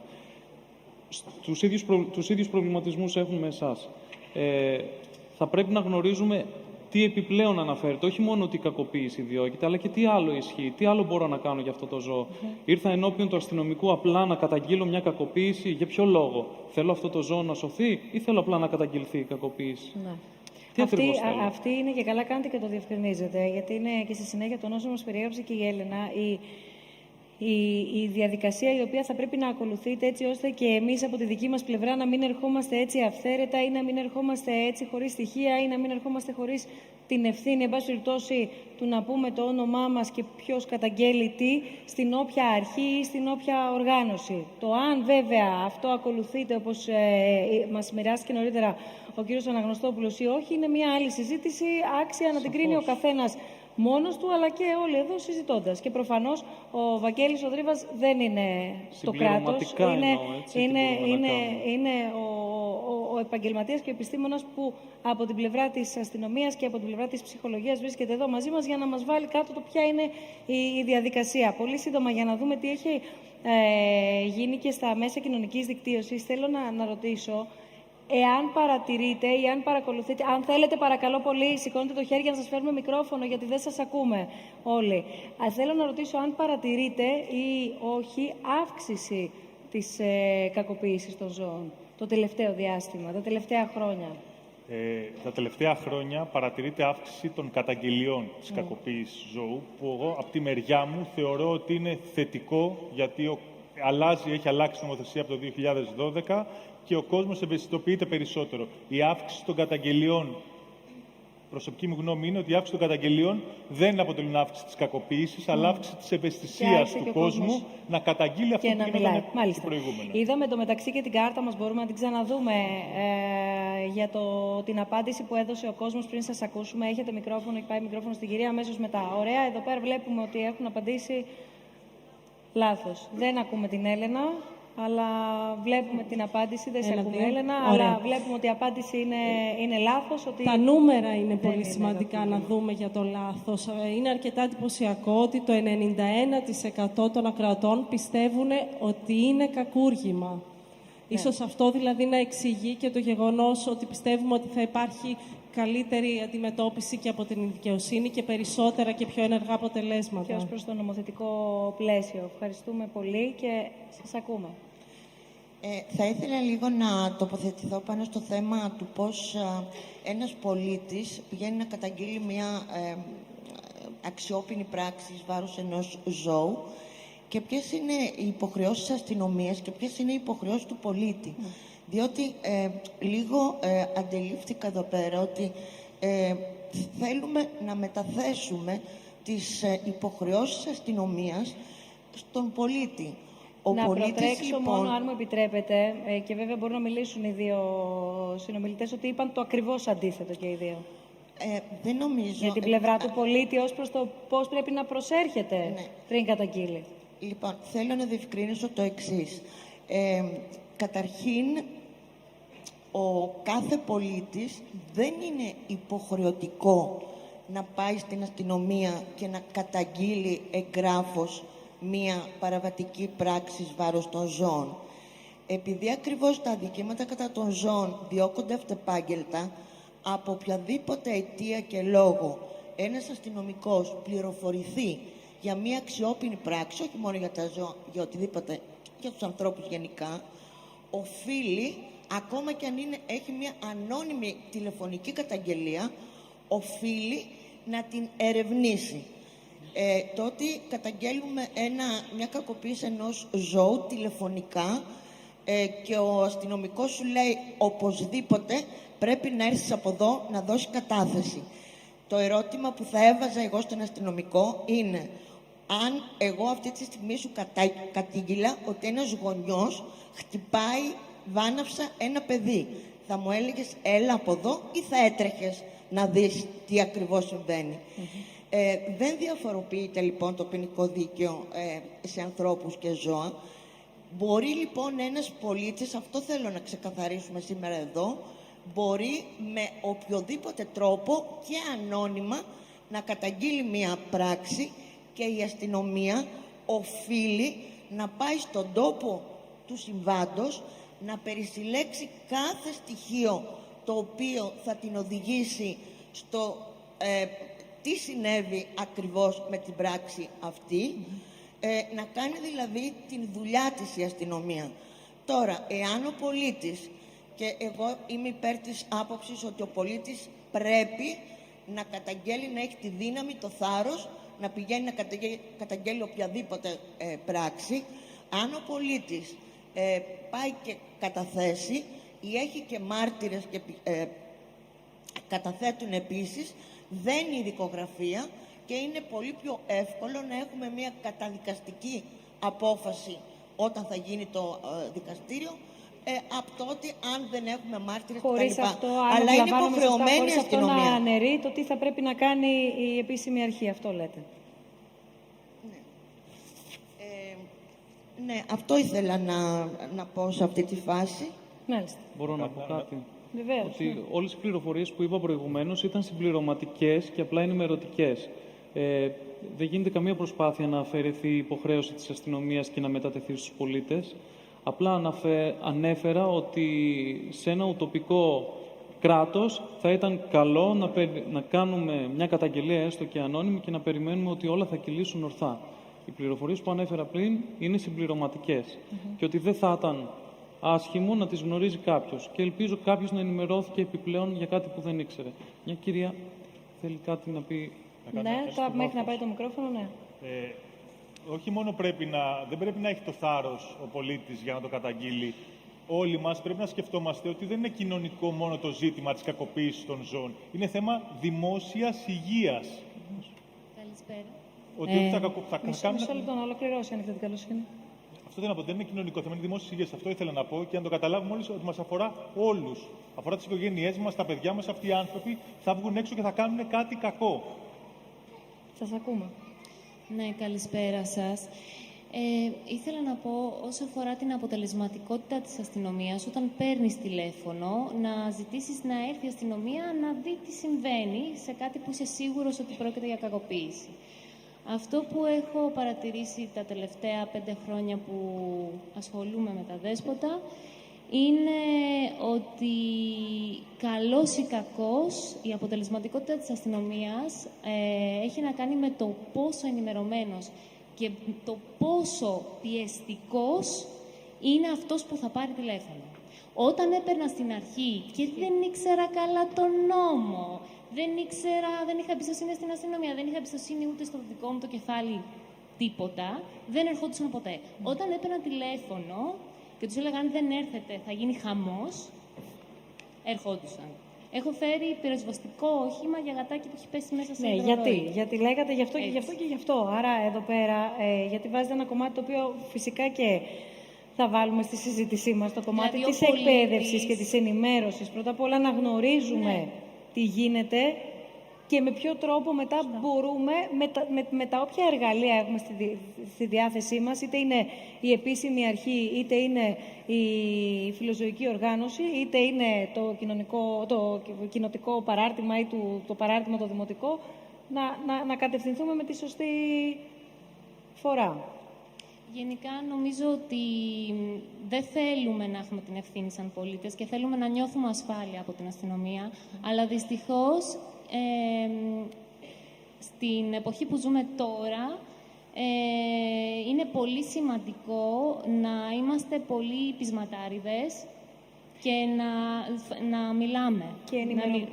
Και είναι πολύ σημαντικό. Το κομμάτι της εκπαίδευσης είναι επίσης πολύ σημαντικό, γιατί δεν μπορεί να σου ξαφνικά μια επιφύτηση. Αν έχεις μάθει με έναν τρόπο που, για παράδειγμα, δεν τρέχει και τίποτα, το είδαμε και στο βίντεο που είχαμε ετοιμάσει όλο αυτό το διάστημα, το animated video, να χτυπήσεις με μία σφεντόνα, να πετάξεις μια πέτρα σε ένα σκύλο και εντάξει τι έγινε. Δηλαδή υπάρχουν και αυτά που περνάνε στην κουλτούρα μας, το είπατε νωρίτερα, και τα πολιτισμικά χαρακτηριστικά, ή τι θεωρείται παράδοση, ή τι θεωρείται δύναμη, ή τι δεν είναι bullying, ή τι είναι τελικά. Αλλά επειδή επικεντρώνεται αρκετά το ενδιαφέρον γύρω από το ποιος καταγγέλει, πώς καταγγέλει, πού καταγγέλει, τι γίνεται, θα σας έρθουν τα μικρόφωνα, τι γίνεται και πώς προχωράμε. Θέλω να δούμε, Βαγγέλη, μέχρι στιγμής και μέχρι τώρα, με τα έως τώρα στοιχεία, τι καταγράφεται ευρύτερα γύρω από την κακοποίηση των ζώων. Και να πω μόνο ότι, μιλώντας και όλο αυτό το διάστημα με αφορμή και εν ώψη της σημερινής μας συνάντησης, κάτι το οποίο, επειδή έχεις ασχοληθεί πάρα πολύ επιστημονικά και εθελοντικά μου έλεγες, όσο βλέπουμε το πρώτο διάγραμμα, είναι ότι ακόμα και η επιστημονική κοινότητα ερευνητικά μόλις τις τελευταίες δεκαετίες έχει αρχίσει. Δηλαδή και η βιβλιογραφία δεν είναι πολύ βαθιά, δεν πηγαίνει πολύ πίσω, σωστά? Έτσι ακριβώς, δεν είναι πολύ βαθιά. Η πρώτη έρευνα, νομίζω, που άρχισε να συσχετίζει την κακοποίηση ζώων με την διαπροσωπική βία, ενδοοικογενειακή βία, είναι κάπου στις αρχές του 63 με 64. Εδώ, σε αυτό το γράφημα, βλέπουμε ότι στον ελληνικό χώρο από το 1991, νομίζω αναφέρει εκεί, 1991, μέχρι και αρχές του 2000, μέχρι και το 2010 δηλαδή, αυτές είναι οι παραβάσεις, όχι καταγγελίες, είναι παραβάσεις που αφορούν ζωοκτονίες. Είναι υποθέσεις δηλαδή γύρω από τη ζωοκτονία. Δεν αφορούν άλλες μορφές κακοποίησης. Εδώ όμως παίζει ρόλο και το πόσες από αυτές καταγγέλλονταν ως παράνομη. Ακριβώς. Δεν υπήρχε δηλαδή ένας σαφής προγραμματισμός γύρω από το τι θα καταχωρηθεί σαν στατιστικό στοιχείο. Σε αυτό θέλω να καταλήξω. Βλέπουμε όμως ότι από το 2013 και από το 2012, εκεί που υπάρχει ο νόμος 4039 του 12, βλέπουμε μια άνοδο σχετικά διπλάσια ή τριπλάσια από τις προηγούμενες παραβάσεις όσον αφορά ζωοκτονία. Στα επόμενα χρόνια έγινε μια πιο αναλυτική καταγραφή των στατιστικών στοιχείων από την ελληνική αστυνομία. Εδώ βλέπουμε στατιστικά που αφορούν παραβάσεις γύρω από τον νόμο 4039 του 12. Δεν αφορούν μόνο ζωοκτονίες, αλλά παραβάσεις εν γέννη.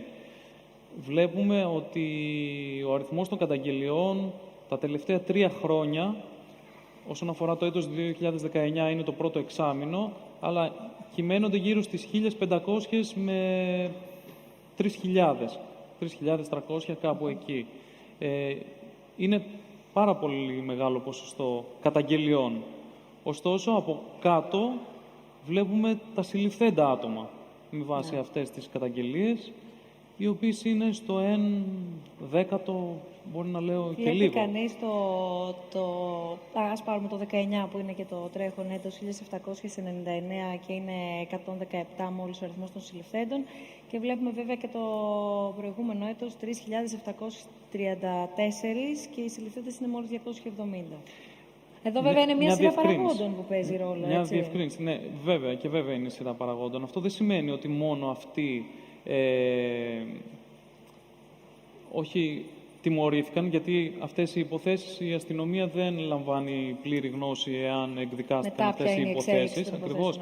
Είμαστε ακόμα εδώ στο στάδιο της αστυνομίας. Αυτά τα άτομα συνελήφθησαν επ' αυτοφόρο. Αυτό σημαίνει συλληφθέντα άτομα. Οι δικογραφίες που σχηματίστηκαν είναι σχετικά, αν θυμάμαι καλά, μισό λεπτό να το δω, δηλαδή στις 117 που βλέπουμε εκεί, στους 117 συλληφθέντες στο πρώτο εξάμηνο του 2019, οι δικογραφίες που σχηματίστηκαν είναι 813. Επομένως, από τις 1.800 σχεδόν καταγγελίες, σχηματίστηκαν 813. Οι μισές δηλαδή από αυτές τις καταγγελίες έγιναν δικογραφίες και το 1/8 σχεδόν συνελήφθησαν τα άτομα. Μπορούμε να δώσουμε το μικρόφωνο στην κυρία μετά στον κύριο Θοδωρή. Καταλαβαίνουμε πόσο μεγάλη απόσταση έχει αυτό το νούμερο από τις καταγγελίες που δεχόμαστε όλοι. Ναι. Καταλαβαίνουμε δηλαδή ότι η πραγματική κακοποίηση μέσα στην κοινωνία έχει μια τεράστια απόκληση από την κακοποίηση που φτάνει στην ελληνική δικαιοσύνη και στην αστυνομία. Και πόσοι θα τιμωρηθούν από αυτούς τους συλληφθέντες εν τέλει, έτσι. Άγνωστο. Θέλω να συμπληρώσω αυτό που είπε ο συνομιλητής σχετικά με καταγγελίες, υποθέσεις άτομα που συλλαμβάνονται, υποθέσεις που καταλήγουν στα δικαστήρια. Στο πλαίσιο της έρευνάς μας υπήρχε μια περίπτωση ενός ανθρώπου που έγινε καταγγελία, πήγε ο εισαγγελέας, πήγαν οι αρχές, υπήρξε δικογραφία για παθητική κακοποίηση ζώων και για παράνομο εμπόριο. Η δίκη σε πρώτο βαθμό έγινε, καταδικάστηκε για την παθητική κακοποίηση, για την υπόθεση του παράνομου εμπορίου υπήρξε απαλλαγή λόγω αμφιβολιών. Κατά τη διάρκεια της έρευνας, εμείς βρήκαμε, και εγώ βρήκα τη διαφήμιση που είχε σε τοπική εφημερίδα «Πολλούνται ζώα». Τόσο απλά. Εγώ έτσι βρήκα και το τηλέφωνο του και τον πήρα και τηλέφωνο. Εδώ δηλαδή... Συγγνώμη. Εδώ ακούμε συνεχώς από την ώρα που ξεκινήσαμε αυτή τη συζήτηση για το φόβο που υπάρχει για τα αντίπεινα σε έναν άνθρωπο ή σε κάποιους ανθρώπους που βλέπουν, αντιλαμβάνονται τη βία. Εσύ που ξεκίνησες να ερευνάς αυτή την υπόθεση, όχι αντίπεινα, ο ίδιος δεν φοβήθηκες? Ναι, θα ήταν όλα. ψέμα να πω ότι δεν φοβήθηκα, και υπάρχουν και δύο φόβοι. Υπάρχει μάλλον ο φόβος και το ζήτημα της σωματικής ακεραιότητας και της ποινικής πλευράς, με την έννοια ότι αν φας 10 μηνύσεις, ξαφνικά βρίσκεσαι με ένα κόστος, πρέπει να έχεις δικηγόρο για να πας. Αν σε βοηθήσει και το μέσο να στα καλύψει, υπάρχει και μια βοήθεια, αλλά αμέσως βρίσκεσαι έκθετος. Εδώ όμως βλέπουμε ότι μια υπόθεση έγινε καταγγελία, πήγε η αστυνομία, πήγαν οι αρχές, η κτηνιατρική, πήγαν όλοι, σχηματίστηκε δικογραφία, πήγε στον πρώτο βαθμό, γράψαμε το θέμα, υπήρχε στο θέμα μέσα η αναφορά, στη διαφήμιση, πολλούνται ζώα, δεν ήθελε κάτι άλλο, δεν υπήρχε η άδεια και υπήρξε απαλλαγή.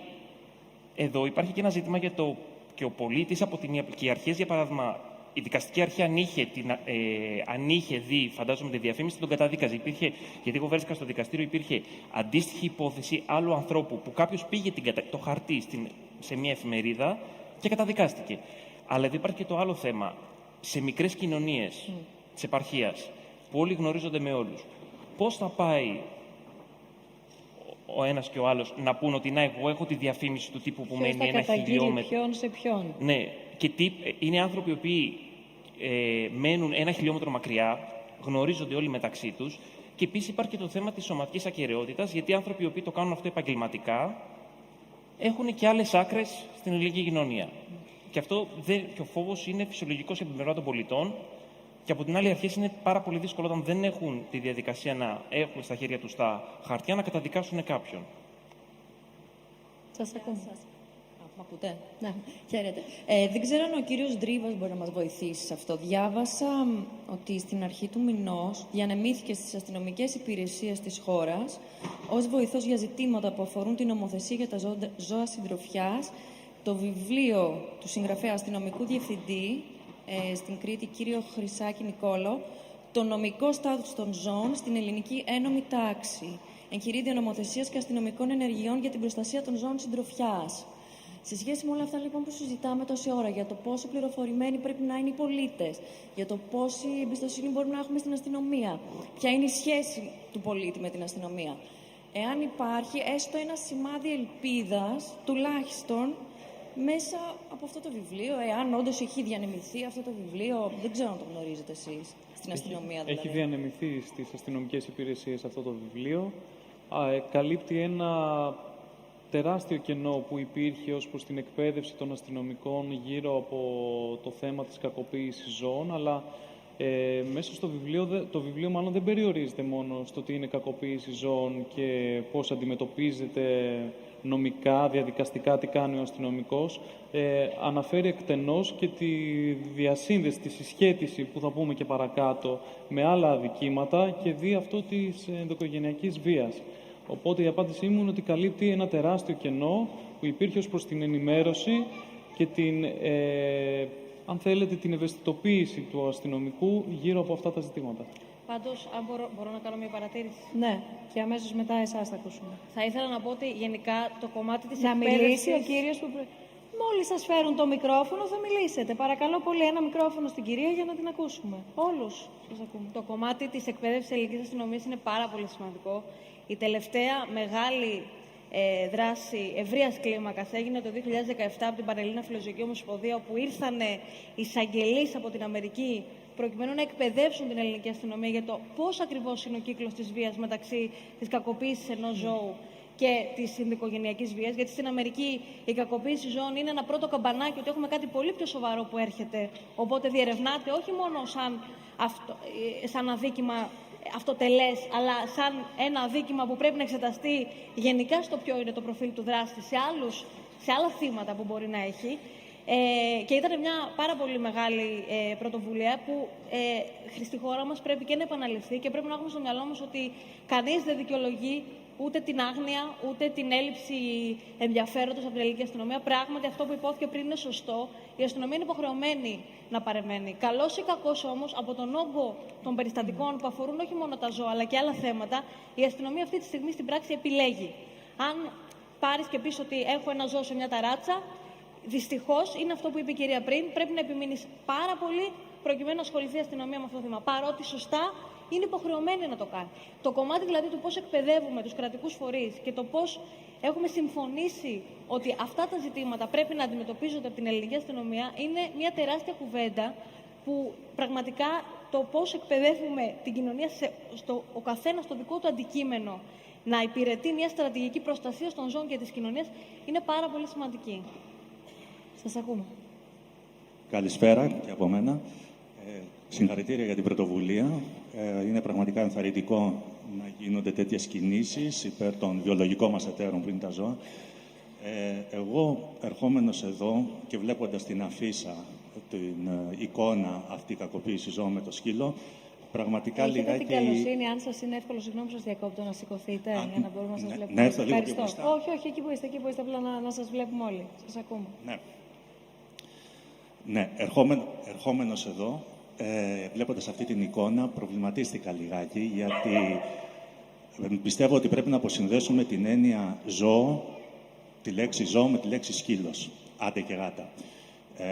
Από στατιστικής απόψεως μόνο να το πάρουμε, σαν βιομάζα, οι σκύλοι αποτελούν λιγότερο από το 1% της πανίδας, εξημερωμένης ή όχι, και στεναχωριέμαι λιγάκι, κατά τη γνώμη μου, αποπροσανατολίζεται λίγο η κουβέντα, που βλέπω ότι έχουμε εστιάσει σε ένα πολύ συγκεκριμένο θέμα, τόση ώρα που μιλάμε για τα σκυλιά, και αγνοούμε την πραγματική κακοποίηση. Στη συνέχεια της συζήτησής μας θα προχωρήσουμε και σε άλλα είδη ζώων. Το βάλαμε ήδη από την αρχή της ωραία, κουβέντας πολύ μας. ωραία. Και ήδη η κυρία Δέδε έχει αναφερθεί στα γαϊδουράκια στη Σαντορίνη. Ναι, και ήθελα να δώσω συγχαρητήρια στην κυρία Δέδε, επειδή στην εισαγωγή της ήδη έθιξε αυτό το θέμα. Απλά ο σκύλος, όπως γνωρίζετε, φαντάζομαι, είναι και το κατοικίδιο το οποίο οι περισσότεροι έχουν. Εξού και τα πολύ ψηλότερα, τα πιο ψηλά μάλλον. Κι όμως δεν έρχονται οι περισσότεροι σε επαφή με το σκύλο. Η επαφή μας με τα ζώα δυστυχώς γίνεται μέσα από το πιάτο μας.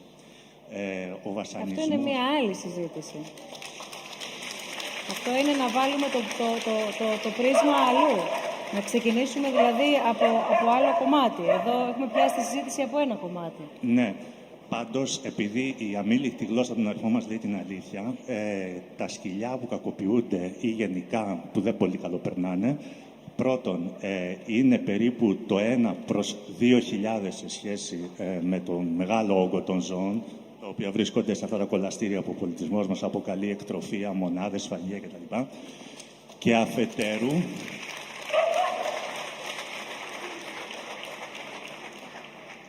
Και αφετέρου, πραγματικά ο βασανισμός, ακόμα και ο πιο σκληρός, σαν αυτά τα άρρωστα περιστατικά που ακούσαμε, να βάφουν το σκύλο, να κλωτουριάζουν το πόδι τους, να δίνουν μάχη στα pitbull κτλ., είναι, επιτρέψτε μου την έκφραση, παιδική χαρά μπροστά σε αυτό που υφίσταται το γουρούνι, το πρόβατο, η αγγελάδα. Δεν αντιλέγει κανένα σε αυτό που λέτε. Αυτό προσπαθώ να διευκρινίσω για να κατανοήσουμε το θέμα της σημερινής μας συζήτησης.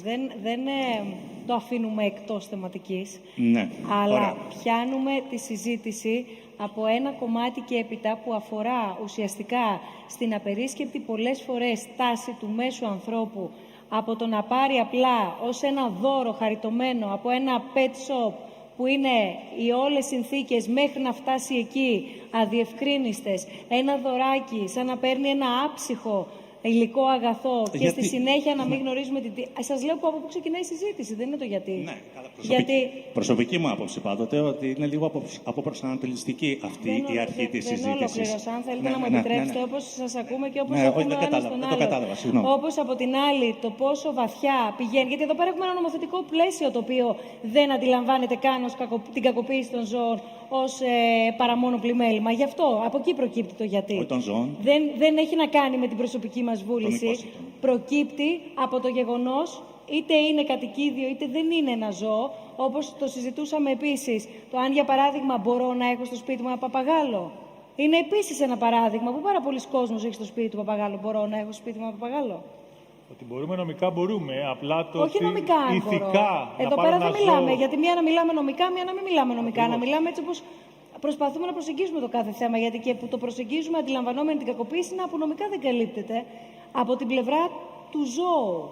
Και με την ιδιότητά σου, γνωρίζοντας ως κτηνίατρος και συμπεριφερειολόγος των ζώων, ένας παπαγάλος ένα ιγκουάνα μπορεί να είναι μέσα στο διαμέρισμά μου ή μέσα στη βίλα μου, αν έχω μια βίλα. Θα έρθω αμέσως σε εσάς να σας απαντήσω πρώτα για τα εξωτικά ζώα. Τα εξωτικά ζώα γενικότερα είναι ανήθικο να τα παίρνουμε από τη φύση και να τα έχουμε σε ένα περιβάλλον οικιακό. Μπορεί από τον νόμο να επιτρέπεται, σίγουρα όμως ένα παραεμπόριο και ένας βασανισμός, μια ταλαιπωρία μεγάλη των ζώων υφίσταται. Να πάμε λίγο στα παραγωγικά ζώα, γιατί κτηνίατροι δεν είμαστε μόνο για τα μικρά ζώα, είμαστε και για τα παραγωγικά. Όλη η έννοια της ευζοίας των ζώων έχει ξεκινήσει από τα ζώα τα οποία τα τρώμε. Και τα τρώνε όσοι τα τρώνε, τέλος πάντων. Και τα ζώα αυτά, επειδή ζουν μια ζωή με σκοπό να σκοτωθούν. Θα μου πείτε, όλοι ζουν μια ζωή με σκοπό να πεθάνουμε, δεν υπάρχει κάτι άλλο σίγουρο. Αυτά τα ζώα όμως ζουν σε ένα περιβάλλον στο οποίο εμείς καθορίζουμε τις συνθήκες ζωής 100%. Κάποια νούμερα, να σου πω μόνο, ότι στο δυτικό κόσμο, όσοι είμαστε εδώ τέλος πάντων, κατά μέσο όρο είμαστε υπεύθυνοι για όλη μας τη ζωή, για 600 κοτόπουλα, 30 πρόβατα, 30 γουρούνια, ένα μικρό κοπάδι από 5 αγελάδες και 3 ποντίκια, έναν αρουραίο για τη δημόσια υγεία, για αυτά που ψεκάζουμε γενικότερα, και 8 ποντίκια και αρουραίους για άλλους λόγους, βλέπετε πειράματα και όλα αυτά τα πράγματα. Για όλα αυτά τα ζώα είμαστε υπεύθυνοι όλοι αυτοί εμείς. Μπορεί να μην τα έχουμε στο σπίτι μας, στο κρεβάτι μας, στον καναπέ μας, αλλά για τι ζωή θα ζήσουν ευθυνόμαστε εμείς. Και μέχρι πρότινος πίστευαν οι επιστήμονες ότι ωραία, τι συνθήκες ζωής χρειάζεται να έχει μια αγελάδα για να ζήσει. Χρειάζεται 27 βαθμούς, τάδε υγρασία, τάδε τροφή, τάδε νερό. Τα κάνουμε όλα αυτά και βλέπουμε ότι η αγελάδα δεν πάει καλά. Τι συμβαίνει? Συμβαίνει ότι στη φύση το μόνο σταθερό είναι η αλλαγή. Το ότι να βάζεις τα ζώα σε ένα περιβάλλον στο οποίο είναι όλα σταθερά 100%, αυτό το πράγμα δεν είναι ζωή.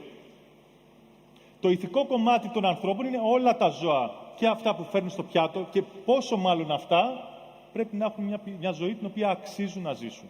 Θα ήθελα και εγώ να κάνω μια τοποθέτηση σε αυτό. Θα ήθελα να κάνω μια σύντομη παρέμβαση. Βεβαίως. Εγώ καταλαβαίνω πάρα πολύ από πού έρχεστε, γιατί έρχομαι από το ίδιο μέρος, που αυτό που δεν καταναλώνω κανένα ζωικό παράγωγο και δεν θεωρώ ότι ο άνθρωπος έχει κανένα δικαίωμα να εξουσιάζει τα ζώα. Είμαστε συγκάτοικοι στον πλανήτη και όχι σε σχέση εξουσιαστή και θύματος.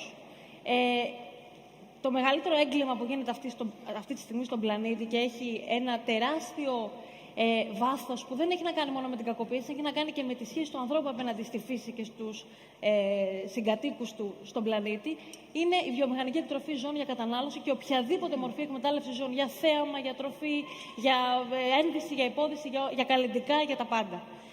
Σίγουρα, εγώ καταλαβαίνω τι λέτε, ότι στο δημόσιο διάλογο η κακοποίηση των ζώων έρχεται ως κακοποίηση των ζώων συντροφιάς. Γιατί ο δράστης της κακοποίησης του σκύλου είναι ο γείτονάς μας που τον είδα να το χτυπάει. Ο δράστης της κακοποίησης της αγελάδας είναι αυτός που έχουμε πληρώσει και δεν θα τον δούμε ποτέ και δεν τον ξέρουμε. Δηλαδή, τη στιγμή που παραγγέλνουμε κάτι που είναι κρέας, δηλαδή ένα ζώο που πέθανε χωρίς να είναι απαραίτητο για την επιβίωσή μας, προκειμένου να το φάμε εμείς, αυτόν τον δράστη δεν τον βλέπουμε, δεν είναι ο διπλανός μας. Σοκάρει λοιπόν πολύ περισσότερο. Λέω για το μέσο άνθρωπο, δεν λέω ότι δεν συμβαίνει. Ναι, λέω λοιπόν ότι η κακοποίηση των ζώων, ακριβώς επειδή είναι ένα θέμα που ξεκινάει από το πιάτο μας και καταλήγει στην αντίληψή μας για το τι είναι τα ζώα σε σχέση με εμάς, έχει πάρα πολλές εφαρμογές. Σήμερα αυτή η συζήτηση πράγματι περιορίζεται λίγο περισσότερο στο κομμάτι της κακοποίησης που ο μέσος άνθρωπος, σίγουρα στην επαρχία βλέπουμε και αυτόν που σφάζει, σίγουρα στην επαρχία βλέπουμε και αυτόν που θανατώνει κοτόπουλα στην πλατεία, σίγουρα έχουμε πάρα πολλά βία έθιμα απέναντι στα ζώα, τα οποία περνάνε και σαν πολιτισμός, ενώ είναι το ακριβώς αντίθετο. Δούμε, πρέπει να τρέξουμε και τη συζήτησή μας ακριβώς γι' αυτό. Γιατί αυτό δεν θεωρείται, αν μου επιτρέπετε, από προσανατολισμός. Αυτό σημαίνει να έρθουμε και να συζητήσουμε, αλλά να κάτσουμε εδώ πέρα και να συζητήσουμε και μια εβδομάδα. Είναι ένα πάρα πολύ μεγάλο θέμα, με πάρα πολλά κομμάτια, τα οποία πρέπει να εμβαθύνουμε αν θέλουμε να πούμε ότι κάνουμε μια συζήτηση. Σήμερα λοιπόν, αυτό προσπάθησα να πω και το εξήγησε πολύ καλύτερα και πιο κατατοπιστικά η κυρία Δέδε, ουσιαστικά ασχολούμαστε με ένα θέμα το οποίο βλέπουμε στην καθημερινότητά μας, όχι το πιάτο μας και η επιλογή του τι θα μπει στο πιάτο μας δεν είναι η καθημερινότητά μας, αφορά όμως μια άλλη διαδικασία. Αυτό είπε. Αφορά μια άλλη διαδικασία, μια άλλη αλληλουχία της αλυσίδας. Μία κουβέντα να ολοκληρώσετε, γιατί περιμένει η κυρία πάρα πολύ ώρα. Επειδή άκουσα προηγουμένως ότι είστε δικηγόρος. Εγώ, η κυρία Δέδε. Ναι, για την κυρία Δέδε λέω. Θέλω να πω πάνω σε αυτό που είπατε σχετικά με την ταυτότητα του δράστη, ότι όπως θα γνωρίζετε στο ποινικό δίκαιο, ο ηθικός αυτουργός εξομοιώνεται ως προς την απαξία του με τον φυσικό αυτουργό. Επομένως, ο δράστης δεν είναι κάποιος που δεν βλέπουμε. Ο δράστης είμαστε εμείς οι ίδιοι, με την καταναλωτική μας συμπεριφορά. Για το ελληνικό δίκαιο, ο σφαγέας, η εταιρεία που σκοτώνει κοτόπουλα για να τα δείτε στο σούπερ μάρκετ, δεν θεωρεί η ελληνική νομοθεσία ότι κάνουν κάτι παράνομο. Δεν λέω αυτό. Λέω ότι ο δράστης είμαστε εμείς οι ίδιοι. Ναι, γι' αυτό η κουβέντα σήμερα εδώ έχει αναπτυχθεί περισσότερο γύρω από τον δράστη φυσικό πρόσωπο, τον οποίο μπορούμε να τον καταγγείλουμε ή να δούμε τα αποτελέσματα του. Δυστυχώς, και λυπάμαι που το λέω και καταλαβαίνω πάρα πολύ καλά το πώς το βλέπετε, γιατί το βλέπουμε με τον ίδιο τρόπο, οι μονάδες εκτροφής ζώων προς κατανάλωση δεν θεωρεί η ελληνική νομοθεσία ότι κάνουν κάτι παράνομο. Ναι, δεν μιλάω για την νομοθεσία. Μιλάω από άποψη κοινωνικής. Παρακαλώ, γιατί δεν πρέπει να παραλογούμε. Περιμένει πάρα πολύ ώρα. Μία κουβέντα. Από άποψη κοινωνικής κουλτούρας και μόνο από έναν αριθμό, ότι ο μέσος όρος ζώων που τρώει ο άνθρωπος στη ζωή του όλη είναι περίπου 7 με 8.000, γιατί συμπεριλαμβάνονται και τα ψάρια. Επομένως, νομίζω, γι' αυτό είπα προσανατολιστικό, ίσως ήταν η λέξη λίγο άστοχη, αλλά νομίζω ότι να ασχολούμαστε με μια περίπτωση στην Ουκρανία ή στην Άρτα που κάποιοι κάναν κάτι, απλώς νομιμοποιεί αυτού του είδους τη συμπεριφορά μέσω του. Και δίνεται πολύ ωραία αφορμή, με συγχωρείτε, γιατί πρέπει να ακούσουμε την κυρία. Σας ευχαριστούμε πάρα πολύ. Δίνεται μια πολύ ωραία αφορμή, εφόσον, όπως βλέπετε, αν ήταν από προσανατολιστική συζήτηση, δεν θα το φύγαμε το θέμα, δεν θα το ανοίγαμε. Αυτό κάνουν, αν μη τι άλλο, οι διάλογοι. Ανοίγουν δημόσια συζητήσεις για να μπορούμε όλοι να τοποθετούμαστε. Και να μπορούμε όλοι να συμπληρώνουμε ή να μπορούμε να διαφωνούμε ή να συμφωνούμε ή να δίνουμε ιδέες όπως δώσατε εσείς για μια θεματική που θα στοχεύει εκεί. Αλλά μην είμαστε μεταξύ μας επιθετικοί, δηλαδή φτάνει με την επιθετικότητα μεταξύ μας.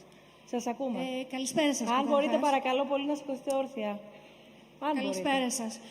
Πιστεύω ότι όλοι ήρθαμε εδώ επειδή αγαπάμε τα ζώα. Πριν 4 χρόνια ήρθα να μείνω εδώ στην Καλιθέα. Πάντα προσπαθώ ό,τι μπορώ να προσφέρω στα αδέσποτα. Ήρθαν στον κήπο μου λοιπόν κάποιες αδέσποτες γάτες. Τις στήρωσα, τις φιλοξένησα. Μέσα σε ένα χρόνο, πριν 3 χρόνια δηλαδή, άρχισα και τις έβρισκα φωλιασμένες. Αυτό συνέβη σε όλους τους δρόμους γύρω-γύρω. Μένω κάπου στη Φιδίου, Αθηνά, Σοκράτους, και όταν είχα πάει, είχε πάρα πολλές γάτες. Μου είπε η κοπέλα που καθάριζε το πρωί ότι έβρισκε πτώματα παντού. Λοιπόν, αποφάσισα να πάω να κάνω μια καταγγελία. Πήρα το 100, ήρθαν οι αστυνομικοί, μου είπανε να πάω στο τμήμα. Πήγα μέχρι το τμήμα και είμαστε άνθρωποι που έχουμε τις δουλειές μας, έχουμε πολλά πράγματα. Λοιπόν, ταλαιπωρήθηκα επί 5 μέρες για αυτό το πράγμα. Λοιπόν, πάω στην αστυνομία και μου λένε πού είναι το ζώο και τι είναι το ζώο και έχεις βάλει τσιπ στα ζώα σου. Λέω στις γάτες που φιλοξενώ θα βάλω τσιπ. Θέλω να σας καταγγείλω ότι φωλιάζουν και δεν τους ενδιαφέρει. Πήρα στη φιλοζωική να πάρει το Δήμο και μου είπα αδιαφορούν πλήρως. Πολλές φορές και με εντελώς αδιαφορία. Για φωλιασμός στα δέσποτα έμαθα ότι γίνονται κάθε 2-3 χρόνια και εξαφανίζουν όλες τις γάτες. Λοιπόν, πάω στην αστυνομία, μου λέει φέρτε και τη γάτα. Επειδή φωλιάζανε επί 10 μέρες, έτυχε να βρω κάποια νεκρή γάτα, της την πάω την νεκρή γάτα. Μου λένε, ξέρετε, επειδή εμείς είμαστε πολύ απεισχολημένοι και έτσι και δεν έχουμε τρόπο, να την πάτε στην Αγία Παρασκευή. Τη βάζω στην κατάψυξη, πάω στην Αγία Παρασκευή και μαθαίνω βέβαια από την κυρία, γιατί ήταν λίγο πριν τα Χριστούγεννα. Μαύρα Χριστούγεννα, ας πούμε, γιατί πραγματικά πονάς. Δεν είναι το ότι σκοτώνω αυτά τα ζώα που με το ιστέρημά σου τα έχεις στηρώσει, τα έχεις ταΐσει, τα έχεις πονέσει. Νιώθεις και τον πόνο το Χριστούγεννα με την αδιαφορία που υπάρχει των ανθρώπων. Εκεί μαθαίνω ότι υπήρχαν πάρα πολλές καταγγελίες και γενικά ακόμα και μια κυρία που είχε κινηματογραφήσει από πάνω, είχε βιντεοσκοπήσει μάλλον ένα κύριο που σκότωσε ένα γατί μέσα στην αυλή του και το πήρε με το φτιάρι και κάλεσε κατευθείαν την αστυνομία και ήρθαν και τον βρήκαν που το πέταγε στον κάδο. Δεν τιμωρήθηκε, πήγαν δικαστικά, πήγε η κυρία και δεν έγινε απολύτως τίποτα. Δηλαδή, ταλαιπωρήθηκα, μου είπανε ναι, θα επιληφθεί ο εισαγγελέας. Βρήκα και κάποιους άλλους στη γειτονιά που είχαν ζώα και πήγανε και κάναν και αυτή η καταγγελία. Δεν βρέθηκε άκρη ποτέ. Ποτέ. Ούτε από το Δήμο, ούτε από την αστυνομία, ούτε από τίποτα. Όταν λοιπόν επώνυμα κάποιος, που είμαι μια γυναίκα που μένω σε μια μονοκατοικία και πάντα φοβάμαι γιατί μου κάνουν διάφορα. Δηλαδή γίνομαι και η γραφική και δεν βρίσκω το δίκαιο μου. Ήρθα εδώ πέρα σήμερα για να μάθω πώς μπορώ να κατοχυρωθώ όταν κάνω μια καταγγελία και να έχει και ένα αποτέλεσμα. Να μην φαίνομαι η γραφική και να χάνω το χρόνο μου μόνο και την ψυχική μου ισορροπία. Σας ευχαριστούμε πάρα πολύ. Και λέτε και κάτι άλλο πολύ σημαντικό. Σας ευχαριστώ. Όσο για τα pet shop που είπαμε πριν, έχετε αναλογιστεί τι γίνονται τα ζωάκια μετά μόλις μεγαλώσουν και δεν τα θέλει κανείς. Ή που καλοκαίρι δεν τους βάζουν νερό για να μην κάνουν ούρα. Να μην βρονίζουν τις εφημερίδες. Θέλω να προχωρήσουμε τη συζήτησή μας. Είναι ανεξάρτητο το θέμα. Είναι πραγματικά πάρα πολύ μεγάλο το θέμα. Είναι πολύ σημαντικό. Το είπε στην αρχή. Αν δεν κάνω λάθος, η Έλληνα το είπε. Λέτε όμως και κάτι άλλο σημαντικό. Το βάζω στη συζήτησή μας για να τρέξουμε πολύ γρήγορα και να μπούμε επιστρέφοντας λίγο για να δούμε τι γίνεται στο κομμάτι του οργανωμένου εγκλήματος με τα ποσά τα οποία διακινούνται. Αυτό το κομμάτι της συνέντευξης του Μάρκ παρακαλώ πολύ να ακούσουμε. Αλλάζω λίγο τη σειρά του υλικού που έχουμε. Έχει όμως μεγάλη σημασία και θέλω ένα πολύ γρήγορο σχόλιο από όλους σας και κυρίως, Βαγγέλη, από εσένα, για το ότι πολλές φορές βλέπουμε σε μία γειτονιά να θεωρείται γραφικός εκείνος ο οποίος όχι θα μαζέψει πάρα πολλά ζώα, όπως μας έλεγε νωρίτερα η Έλενα, και πια μιλάμε για αντίξωες συνθήκες και άθλιες συνθήκες για τα ίδια τα ζώα, αλλά ο άνθρωπος στη γειτονιά, ο οποίος θα φροντίσει τα ζώα, άνθρωπος ο οποίος θα ταΐσει τα ζώα, άνθρωπος ο οποίος θα στηρώσει τα ζώα, άρα θα του κοστίσει και παραπάνω πολύ χρήματα από το να τους δώσει κάτι να φάνε. Πολλές φορές έχουμε δει, όχι εκτός Αθηνών, επειδή πολλές φορές θεωρούμε και βεβαίως ότι στις τοπικές κοινωνίες τα προβλήματα είναι πιο διωγγωμένα, αλλά εδώ στις γειτονιές της Αθήνας θεωρούμε και βλέπουμε να θεωρείται γραφικός αυτός ο άνθρωπος. Ακριβώς, έτσι. Όντως συμβαίνει και εδώ, στην Αθήνα δηλαδή, και στις μεγάλες πόλεις το συναντούμε αυτό. Δεν ξέρω ποιος χαρακτηρίζει γραφικό ποιον. Όσον αφορά την αστυνομία, θα έλεγα και το μόνο που μπορώ να πω επ' αυτού, δεν θέλω να τοποθετηθώ ούτε να εκφράσω κάποια γενικότερη εικόνα της αστυνομίας, αλλά μπορώ να πω, και ο καθένας μας το ξέρει, ότι όποιος αστυνομικός δεν εκπληρώνει τα καθήκοντά του, έτσι όπως ο νόμος και οι κανονισμοί τα θέτουν και τα ορίζουν, καλό θα ήταν να καταγγέλλεται. Σαφώς. Όπως καταγγέλουμε την παράνομη συμπεριφορά κάποιου που κακοποιεί ένα ζώο, έτσι και ο αστυνομικός, εάν διαπράττει παραπτώματα, θα έπρεπε να καταγγέλλεται στις αρμόδιες υπηρεσίες, στις προϊστάμενες υπηρεσίες του τόπου υπηρεσίας του δηλαδή. Πριν δούμε, επειδή βλέπουμε το προφίλ του ανθρώπου που φροντίζει, προσπαθούμε να προσεγγίσουμε το προφίλ του ανθρώπου που κακοποιεί, μπορούμε να δούμε παρακαλώ πολύ το υλικό που έχει επίσης ο Βαγγέλης ετοιμάσει αναφορικά, επειδή ήδη έχουμε αναφερθεί στον κύκλο της βίας και στον κύκλο της κακοποίησης της βίας, να μπορέσουμε δηλαδή να δούμε ποια είναι τα γρανάζια. Εδώ βλέπουμε παράλληλα και τα ερωτήματά μας, τα οποία έχουν απαντηθεί εντωμεταξύ και από τους ομιλητές. Αν μπορούμε να δούμε ουσιαστικά και να δώσουμε απαντήσεις και γιατί κάποιος φοβάται και γιατί αν δεν είμαστε έτοιμοι, δεν πειράζει, όταν είμαστε έτοιμοι μπορούμε να μας πείτε μόνο πότε είμαστε έτοιμοι για να το δείξουμε, διαφορετικά να μας το εξηγήσεις αυτό, Βαγγέλη, και γιατί ο κόσμος φοβάται, αλλά και γιατί και πώς πολλές φορές βλέπουμε το ένα είδος εγκλήματος να οδηγεί στα παρακλάδια άλλου είδους εγκλήματος, πώς άνθρωποι οι οποίοι δραστηριοποιούνται εγκληματικά εδώ μπορεί να δραστηριοποιούνται και σε κάτι άλλο και γιατί, αν δεν έχει εκδηλωθεί, μπορεί να εκδηλωθεί ενδοοικογενειακά ή σε άνθρωπο η βία χωρίς αυτό να τη διαχωρίζει. Έτσι, χωρίς να, όπως πολύ σωστά είπε νωρίτερα, νομίζω εσείς το είπατε, ότι δεν πρέπει να διαχωρίζουμε βία από ζώο σε άνθρωπο. Ακριβώς. Όπως είπα και πριν, εδώ και 50 περίπου χρόνια, η κύρια συμπεριφορά που ερευνάται σε συνάρτηση, συσχετίζεται δηλαδή με την κακοποίηση ζώων, είναι η ενδοοικογενειακή και η διαπροσωπική βία. Αυτό είναι κάτι το οποίο γενικεύεται στις έρευνες. Υπάρχουν δεδομένα που επιβεβαιώνουν αυτή τη συσχέτιση και θέλω εδώ να εστιάσουμε λίγο στη λέξη συσχέτιση. Όταν μιλούμε για σύνδεση, συνήθως έχουμε στο μυαλό μας μια γραμμική αιτιώδη σχέση, ότι το ένα θα φέρει το δύο. Θα πρέπει λίγο να απεγκλωβιστούμε από αυτή και αυτό που εκφράζω τώρα είναι κάτι το οποίο τεκμηριώνεται στις επιστημονικές έρευνες, ότι δεν είναι τα πράγματα ακριβώς έτσι. Όποιος έχει βρεθεί, θα πω αρχικά τι έχει βρεθεί, ότι το 1/4 των ανηλίκων παιδιών και εφήβων θα κακοποιήσει ζώο. Αυτό φαίνεται σαν μια γενικότερη εικόνα στις έρευνες. Το 1/4. Αυτό το 1/4 είναι παιδιά που έχουν γίνει τα ίδια θύματα ενδοοικογενειακής βίας, είναι μάρτυρες ενδοοικογενειακής βίας, το βλέπουν μέσα στην οικογένειά τους. Αυτό όμως δεν μπορούμε να το πάρουμε και να το κάνουμε κανόνα.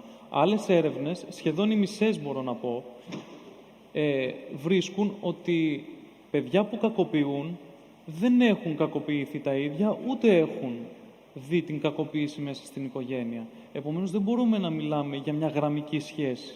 Δεν μπορούμε να πούμε απαραίτητα ότι όποιο παιδί κακοποιήσει ένα ζώο, θα κακοποιήσει και έναν άνθρωπο μόλις γίνει ενήλικας.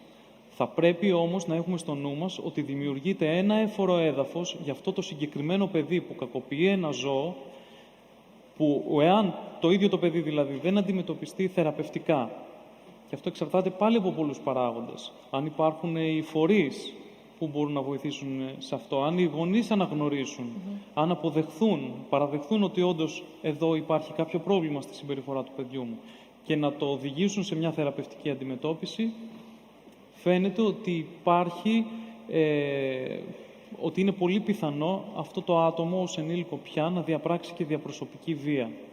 Δεν μπορούμε να παραλείπουμε το ποσοστό που είναι πολύ σημαντικό, 50 με 60%, ότι αυτά τα παιδιά ως ενήλικες θα διαπράξουν αντικοινωνικές συμπεριφορές, από κλοπές, ληστείες, μέχρι και ανθρωποκτονία. Όντως, αυτές οι συμπεριφορές έχουν συσχετιστεί. Όπως βλέπουμε αυτό το σχήμα, θέλω και έτσι να φανταζόμαστε τη συσχέτιση. Ότι τα πράγματα πρέπει να τα συνδέουμε λίγο κυκλικά. Είναι πολυπαραγοντικά. Και το φαινόμενο και αυτό. Πολλές φορές. Και αλληλένδετα ακριβώς. Το ένα μπορεί να φέρει το άλλο. Δεν μπορούμε όμως να τα γενικεύουμε και να τα κάνουμε κανόνες. Θα πρέπει να μένουμε στο ψυχολογικό χαρακτηριστικό του βίαιου ανθρώπου. Όμως. Έτσι. Θα πρέπει να κατανοούμε ότι αυτός ο άνθρωπος πολύ πιθανό για αυτό το παιδί διαπράττει μια βίαιη συμπεριφορά. Και μπορώ να πω ότι και ως ενήλικες, σε έρευνες με ενήλικες, έχει βρεθεί ότι όντως το 1/4 σχεδόν, το 1/3 μάλλον, θα έλεγα των φυλακισμένων, καταδικασμένων ανδρών, αλλά και γυναικών, και τα 2/5 των βίων φυλακισμένων ανδρών και γυναικών που διαπράττουν ανθρωποκτονία, σεξουαλική κακοποίηση, άλλη επίθεση, όντως ως παιδιά έχουν κακοποιήσει ζώα. Υπάρχουν και έρευνες όμως που δεν αποδεικνύουν κάτι τέτοιο.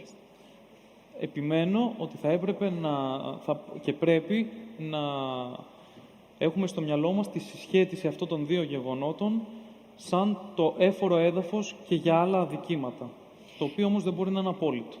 Αυτό νομίζω έχει γίνει απόλυτα κατανοητό και είναι κάτι το οποίο από παντού ποικιλοτρόπως θίγεται.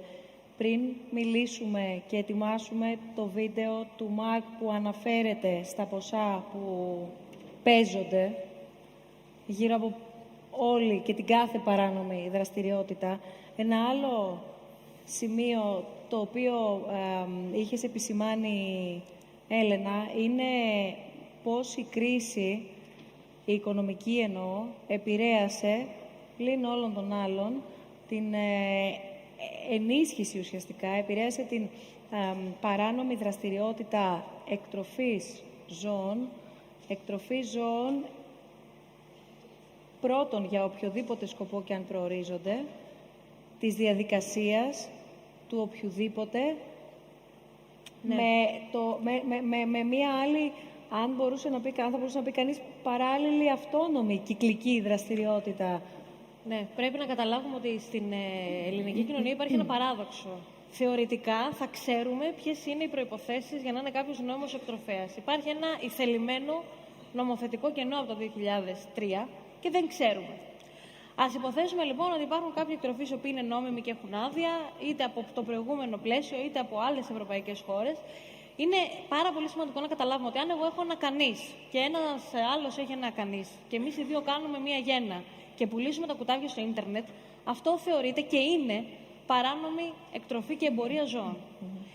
Αυτό είναι το ένα κομμάτι, το οποίο πάρα πολλοί κόσμος με αφορμή την κρίση και δεδομένου ότι αυτά τα κουτάβια, ειδικά σε πιο μικρόσωμες φυλές, είναι πάρα πολύ διαδεδομένα στο ίντερνετ και θα δείτε πολλές αγγελίες που λένε μαλτές με 200 ευρώ, το οποίο η δουλειά του εκτροφέα όταν γίνεται σωστά είναι μια δουλειά πολύ δύσκολη, που έχει πολύ καλές συνθήκες ευζοίας για τα ζώα και που γίνεται πάρα πολύ οργανωμένα και με ανθρώπους που ξέρουν και υπηρετούν τα μορφολογικά χαρακτηριστικά κάθε φυλής.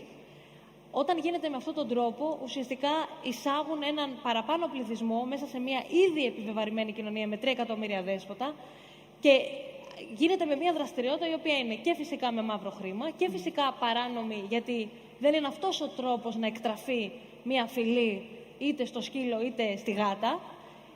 Και όλο αυτό με το ίντερνετ έχει πραγματικά ξεφύγει πάρα πολύ και έχει φτάσει σε σημεία που χωρίς καμία ντροπή υπάρχει κόσμος που σε ρωτάει πού μπορεί να βρει μαλτές με 200 ευρώ. Ένας εκτροφέας, ένα καθαρό μαλτές θα το πουλούσε 800 με 900 ευρώ. Αυτή είναι η μικροπαράνομη εκτροφής, δηλαδή η οικιακή εκτροφής, που βέβαια οι συνθήκες που έχουν τα ζώα είναι από κακές μέχρι πάρα πολύ κακές. Υπάρχουν και πίσω από αυτούς πάρα πολύ οργανωμένα κυκλώματα σε αποθήκες, με κλουβιά πάρα πολύ μικρά, με ζώα στιβαγμένα εκεί, τα οποία αναπαράγονται συνεχώς, ζουν σε άθλιες συνθήκες, οι οποίοι διοχετεύουν κουτάβια είτε σε pet shops, είτε μέσα στην Ελλάδα σε άλλα δίκτυα πώληση ζώων, Χρυσή Ευκαιρία, αγγελίες που βλέπουμε σε εφημερίδες, και δεν σκεφτόμαστε ότι ένας εκτροφέας που έχει πονέσει ένα ζώο και που είναι η δουλειά του και που δεν θα το πουλήσει φυσικά 200 ευρώ, θα σε καλέσει να σε τσεκάρει αν είσαι κατάλληλος να πάρεις αυτό το ζώο και δεν θα πουλήσει ζώα σαν είναι εμπορεύματα στο σούπερ μάρκετ. Αλλά όλες αυτές οι συμπεριφορές ζώων που πωλούνται πάρα πολύ φτηνά, ζώων που είναι διαθέσιμα στα pet shop και μετά δεν είναι, αφορούν πραγματικά μια μεγάλη παράνομη δραστηριότητα, μεγάλης κλίμακας, είτε από οικιακούς μικρούς παράνομους εκτροφείς, είτε από τεράστια κυκλώματα διακίνησης κουταβιών που προέρχονται από τα puppy mills, από τις εκτροφές πίσω αυλής, με άθλιες συνθήκες διαβίωσης για τα ζώα, που τροφοδοτούν κουτάβια σε όλη την Ευρώπη αυτή τη στιγμή. Και για το θέμα αυτό η Ευρωπαϊκή Ένωση έχει ασχοληθεί πάρα πολύ και υπάρχει τεράστια προσπάθεια να χτυπηθεί αυτό το παράνομο εμπόριο και όχι το παράνομο εμπόριο που αφήνεται στην ελληνική κοινωνία να νομίζει ο κόσμος ότι είναι η υιοθεσία δέσποτων ζώων στο εξωτερικό. Έτσι. Το παράνομο εμπόριο, το πραγματικό, είναι οι άνθρωποι οι οποίοι αναπαράγουν ζώα μαζικά προκειμένου να τα πωλούν σε τιμές πολύ χαμηλές και να βγάζουν χιλιάδες και εκατομμύρια ευρώ πάνω στα ζώα, τα οποία βασανίζουν και τα οποία όχι μόνο τα βασανίζουν, δυσχεραίνουν το έργο όλων των υπολείπων για να μπει και μια σειρά στη διαχείριση του πληθυσμού των αδέσποτων ζώων στη χώρα μας. Λοιπόν, πρέπει να καταλάβουμε ότι αυτό είναι το παράνομο εμπόριο από μένα και από σένα που ζευγαρώσαμε τα ζώα μας και τα πουλήσαμε στο ίντερνετ, μέχρι ένα πάρα πολύ βρώμικο κύκλωμα το οποίο πουλάει κουτάβια μαζικά σε όλη την Ευρώπη. Και όλα αυτά είναι παράνομο εμπόριο ζώων. Και φτάνουμε, ναι. Να συμπληρώσω κάτι σε αυτό. Ναι, σύντομα, Μισό μόνο λεπτό, πολύ παρακαλώ σύντομα. πολύ.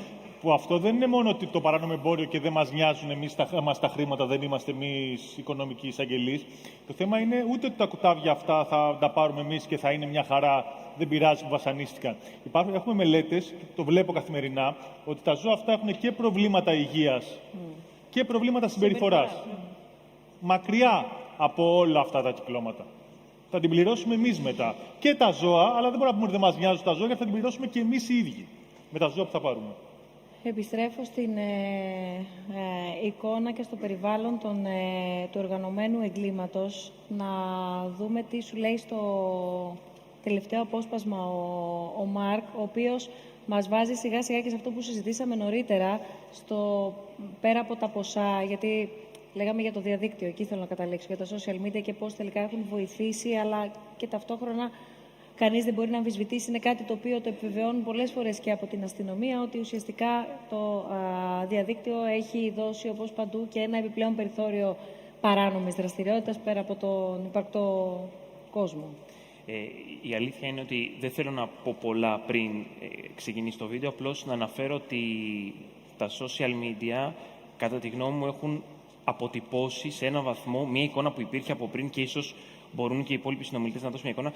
Δεν είναι τόσο κακή η συμβολή τους ότι αύξησαν ένα πρόβλημα, όσο το ότι πια μπορούμε να το δούμε και να το αντιμετωπίσουμε. Ωραία, οπότε μπορούμε να δούμε το βίντεο, παρακαλώ.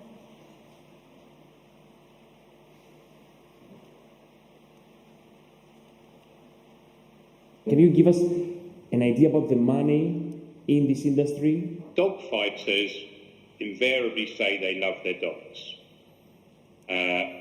That isn't the case. There's no way that you can fight a dog for 4 hours and go through that abuse and say that you love it. A dog is a commodity to a dog fighter. And they trade in those commodities. And like with every commodity, whether it's gold, whether it's any other product, it has a monetary value. And the monetary value increases depending on how good the dog is. So the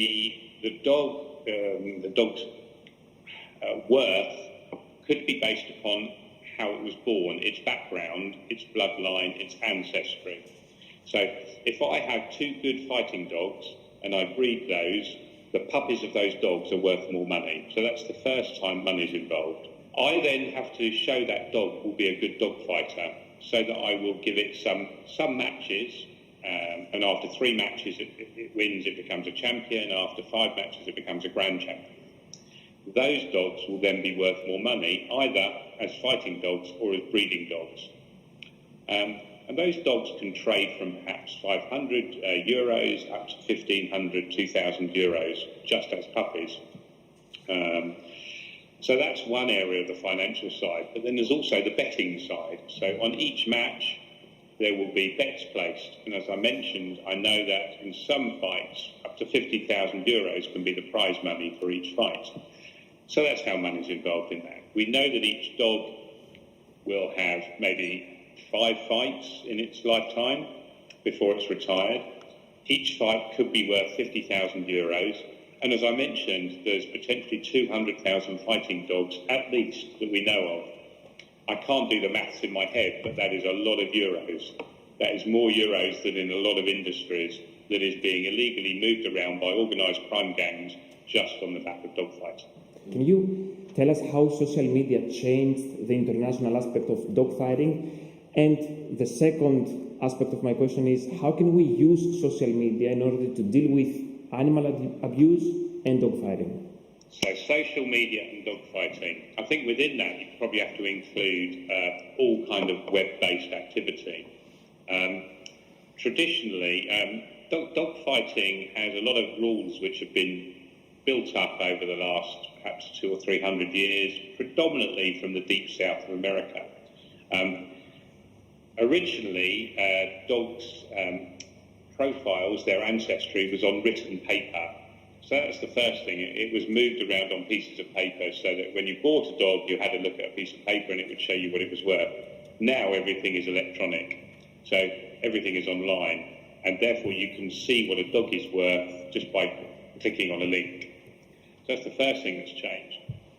Now within social media, there's an ability to be able to communicate and to share experiences. Learn how different people train their dogs. Learn different tricks of the trade in relation to how can their dog beat another dog. So there's a lot of forums discussing that. And these will be dark web forums, closed Facebook groups, sometimes even open Facebook groups, because there's a language. And I'm not a linguist. I'm British. British people generally only speak English. I apologise for that. But within dogfighting, it is another language, and I can speak dogfighting. I can look at what's being talked about, and I can recognise for what it is. And if you talk in code, very much like the Cockney language in London, if you talk in code, the police and the authorities can't understand it. So actually, you don't need to be that secret. If I use the right code, people won't know what I'm talking about anyway.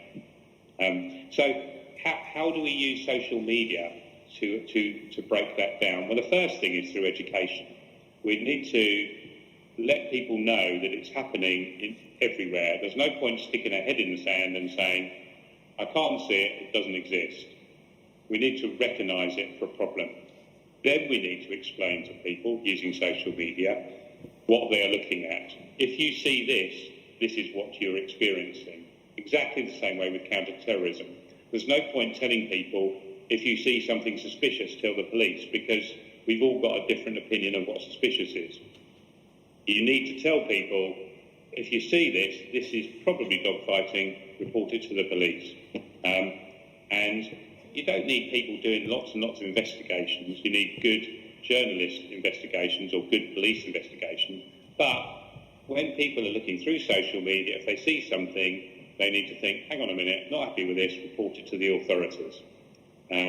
That's really what you need public to do. And then when it gets to the authorities, they need to be sufficiently equipped with funding, but mostly with training, to then be able to do something about it. Κατά τη διάρκεια της δικής σου έρευνας και τον τρόπο που κινήθηκες μέχρι ότου φτάσεις και να μας πεις και πού έφτασες, Θοδωρή, τι ρόλο έπαιξε το διαδίκτυο και τα social media όμως? Ήταν μια πηγή για να μπορέσεις να βρεις στοιχεία ή να βρεις πρόσωπα?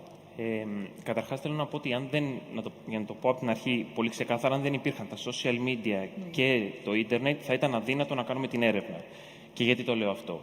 Είχαμε κάποιες πληροφορίες για κάποιους ανθρώπους ότι εμπλέκονται και έχουν σχέση με κοινομαχίες. Ωστόσο, όπως είπαμε και στην αρχή, οι κοινομαχίες έχουν άρρηκτη σχέση ή τέλος πάντων συνδέονται με έναν τρόπο. Οι συνομιλητές μπορούν να το πούν καλύτερα ως προσόρους, συνδέονται με έναν τρόπο με άλλα εγκλήματα. Άρα πρέπει να δούμε ότι όταν πιάνουμε τις κοινομαχίες είναι σαν να πιάνουμε εμπόριο ναρκωτικών, εμπόριο όπλων. Είναι σαν που λέγαμε και στην αρχή. Ναι, πηγαίνω κάπου και του λέω του άλλου: ωραία, εγώ θα κάνω μια έρευνα. Για δώσε εδώ τα όπλα να τα φωτογραφίσω. Δεν πας να το πιάσεις να το πεις μάλλον. Δεν πας, όχι. Και για την ατομική σου ακεραιότητα και γιατί δεν γίνεται πρακτικά. Άρα αυτό που κάναμε με το Μάρκ ήταν να αφενός φτιάξαμε κάποια προφίλ στο Facebook, ψεύτικα, για να μην δώσουμε στόχο και κάναμε δύο πράγματα. Το πρώτο ήταν να ψάξουμε προφίλ ανθρώπων που σιγά σιγά το ένα άτομο με το άλλο μας έφερνε σε κάποιους ανθρώπους οι οποίοι φαίνονταν ότι έχουν ίσως σχέση με εκτροφή, που αναφέρθηκε, με παράνομη εκτροφή ή κάποια άλλη σχέση συνδεόμενη με σκύλους και μπήκαμε και σε σελίδες. Δηλαδή από εκεί είδαμε από τα 200 προφίλ που μαζέψαμε, τα 50 ήταν πολύ έντονα συνδεόμενα και εκεί είδαμε ότι οι συγκεκριμένοι άνθρωποι έκαναν share από κάποιες ιστοσελίδες. Η μία μάλιστα, η βασική που βρήκαμε ήταν με τσέχικο URL, δηλαδή δεν ήταν ελληνική ιστοσελίδα. Αλλά ήταν ανοιχτή, δεν ήταν ούτε dark web ούτε τίποτα. Αυτό λοιπόν που κάναμε εμείς είναι ότι κάναν ένα post και από πάνω έγραφαν CH. Το CH εμένα δεν μου έλεγε τίποτα. Έλεγε στο Mark όμως ότι σημαίνει ότι ο συγκεκριμένος κοινομάχος είναι champion, που σημαίνει στην ορολογία ότι έχει κερδίσει σε πάρα πολλές κοινομαχίες.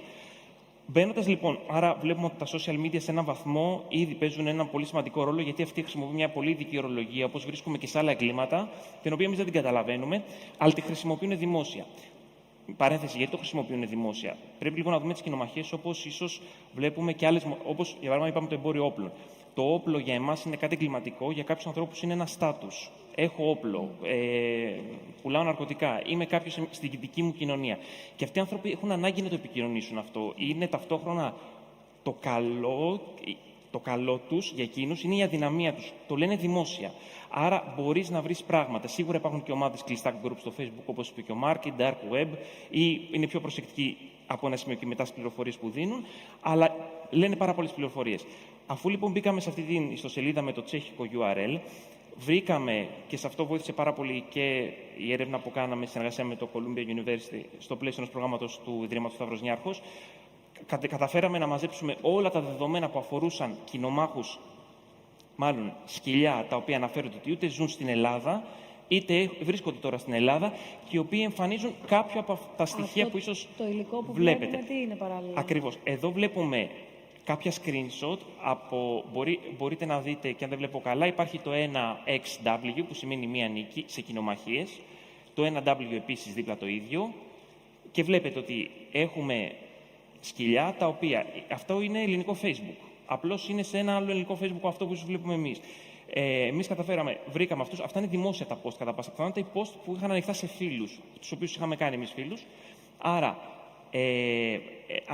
έχουν μια φωτογραφία, οι δύο φωτογραφίες παίρνουν μια εικόνα από τις φωτογραφίες, αλλά αυτό δεν μας λέει ότι είναι κοινομάχη.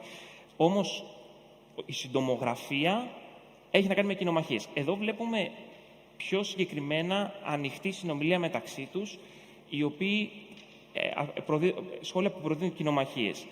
Μπορείτε να δείτε στο πρώτο λέει το GRCH σημαίνει Grand Champion, 5 νίκες σε κοινομαχίες και το όνομα μετά είναι όνομα κοινομάχου που αναφέρεται μάλιστα και στη γιαγιά του συγκεκριμένου κοινομάχου. Είναι εδώ σημαντικό να συνδέσουμε αυτό το σχόλιο με αυτό που έλεγα για την ιστοσελίδα.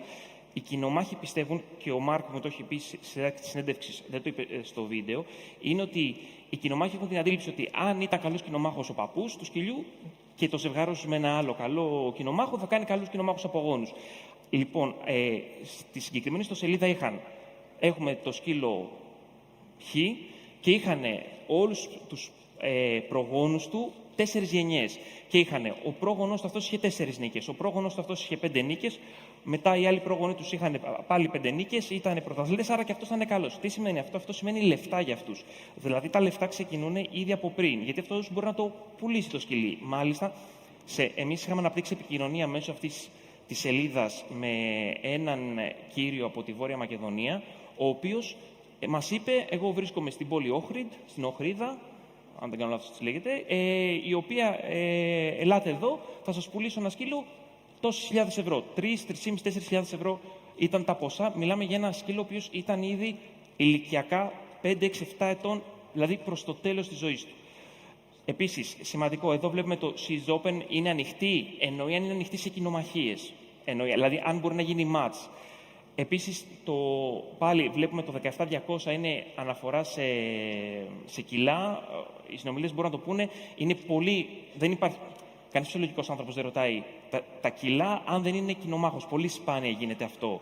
Πάλι εδώ βλέπουμε το open, πάλι βλέπετε είναι ανοιχτό. Ο σκύλος εννοεί σε κοινομαχίες. Όχι όταν είναι στην ώρα του. Που σημαίνει στην ώρα του μπορεί να είναι ακόμα πολύ μικρό σε ηλικία. Και πάλι το Rome αναφέρεται σε πολύ καλούς κοινομάχους. Το GRCH πάνω είναι Grand Champion, πάλι αναφέρεται. Άρα, και βλέπουμε εδώ πέρα και υπάρχει και ένα super άλμα. Λέει 4 wins in 20 minutes, 4 νίκες 20 λεπτά. Πάλι αυτό αναφέρεται σε κοινομαχίες. Το 4 νίκες σε 20 λεπτά είναι μια τρομακτική επίδοση για ένα σκυλί. Μια κοινομαχία μπορεί να κρατήσει και 5 ώρες. Και βλέπουμε αναφορά στην Ουγγαρία, παίρνω αυτό ως έναυσμα για να πω ότι είναι τρομερά μεγάλη η επικοινωνία Ελλήνων εμπλεκομένων με άλλους από τα Βαλκάνια και με χώρες από την Ανατολική Ευρώπη. Γι' αυτό και κυρίως η δική μου εκτίμηση είναι αυτή. Η αίσθηση μπορεί να είναι και λανθασμένη. Το φαινόμενο βρίσκεται κυρίως, όπως πάντα πάλι θα δώσω συγγνώμη παρένθεση για κοινομαχίες, εντοπίζεται κυρίως στην Ηπειρωτική Ευρώπη και λιγότερο στα νησιά, που είναι και πιο μικρές κοινωνίες και είναι ίσως πιο εύκολο να. Ναι. Σε εμάς ήταν κυρίως, εντοπίσαμε αρκετά στην Ηπειρωτική Ευρώπη και ιδιαίτερα σχέσεις ιδιαίτερες της Μακεδονίας με την Σερβία. Θα πάμε σε λίγο στα σκυλιά, στα νησιά, με συγχωρείτε, για να δούμε εδώ πέρα πώς μπορεί να καταβάλει προσπάθεια μία οργάνωση, προκειμένου σε ένα νησί το οποίο είναι μεγάλο και από ό,τι μου έλεγε η κυρία Γαβαλά που βρίσκεται μαζί μας εδώ, η Καλλιόπη Γαβαλά από την Animal Zone International, δραστηριοποιείστε στην Αμοργό. Η κυρία Γαβαλά. Καλησπέρα σας. Να σας φέρω το μικρόφωνο. Αυτό που έχει ενδιαφέρον πριν μας δώσετε να καταλάβουμε και να γνωρίσουμε τι κάνει η οργάνωσή σας και γιατί στην Αμοργό, να δούμε λίγο και εν συντομία την ιστορία. Αυτό το οποίο μου λέγατε είναι ότι, και βλέπουμε φωτογραφίες, είναι δικό σας όλο αυτό το υλικό. Μου λέγατε όλα τα περιστατικά τα οποία καλείστε να αντιμετωπίσετε στο νησί της Αμοργού, τα οποία προφανώς και δεν εντοπίζονται μόνο στην Αμοργό, τα οποία αποτυπώνουν και βάζουν στο μικροσκόπιο, θα έλεγε κανείς, το εύρος της πλειοψηφίας της κακομεταχείρισης των ζώων, κυρίως και φυσικά όχι μόνο στην νησιωτική Ελλάδα. Ακριβώς. Σας ευχαριστώ πάρα πολύ για την πρόσκληση στην πολύ ενδιαφέρουσα απόψινή εκδήλωση. Όπως είπατε και εσείς, εκπροσωπώ την οργάνωση Animal Zone International, η οποία έχει την εξής ιδιαιτερότητα. Η έδρα της είναι στη Νέα Υόρκη και δραστηριοποιείται στο νησί της Αμοργού. Ιδρύθηκε από μία ομάδα Αμερικανών πολιτών, οι οποίοι περνούσαν τις διακοπές τους για πολλά χρόνια στο νησί της Αμοργού και οι οποίοι αποφάσισαν να μην κλείσουν τα μάτια τους στα περιστατικά κακοποίησης που αντίκρισαν στο νησί και αποφάσισαν να αναλάβουν δράση. Επειδή, και με συγχωρείτε για τη διακοπή, αλλά επειδή έχουμε ήδη δει και από τους υπόλοιπους συνομιλητές και από όλους τους συνομιλητές, όλο τον κόσμο που είναι σήμερα εδώ, αναφορές στα πιο συχνά είδη κακοποίησης ζώων. Θα είχε ενδιαφέρον, για να έχετε μετά άλλο το χρόνο και να σας ακούσουμε με προσοχή, να μας δώσετε την δική σας τοποθέτηση μέσα από το πρίσμα της πολύ κλειστής κοινωνίας.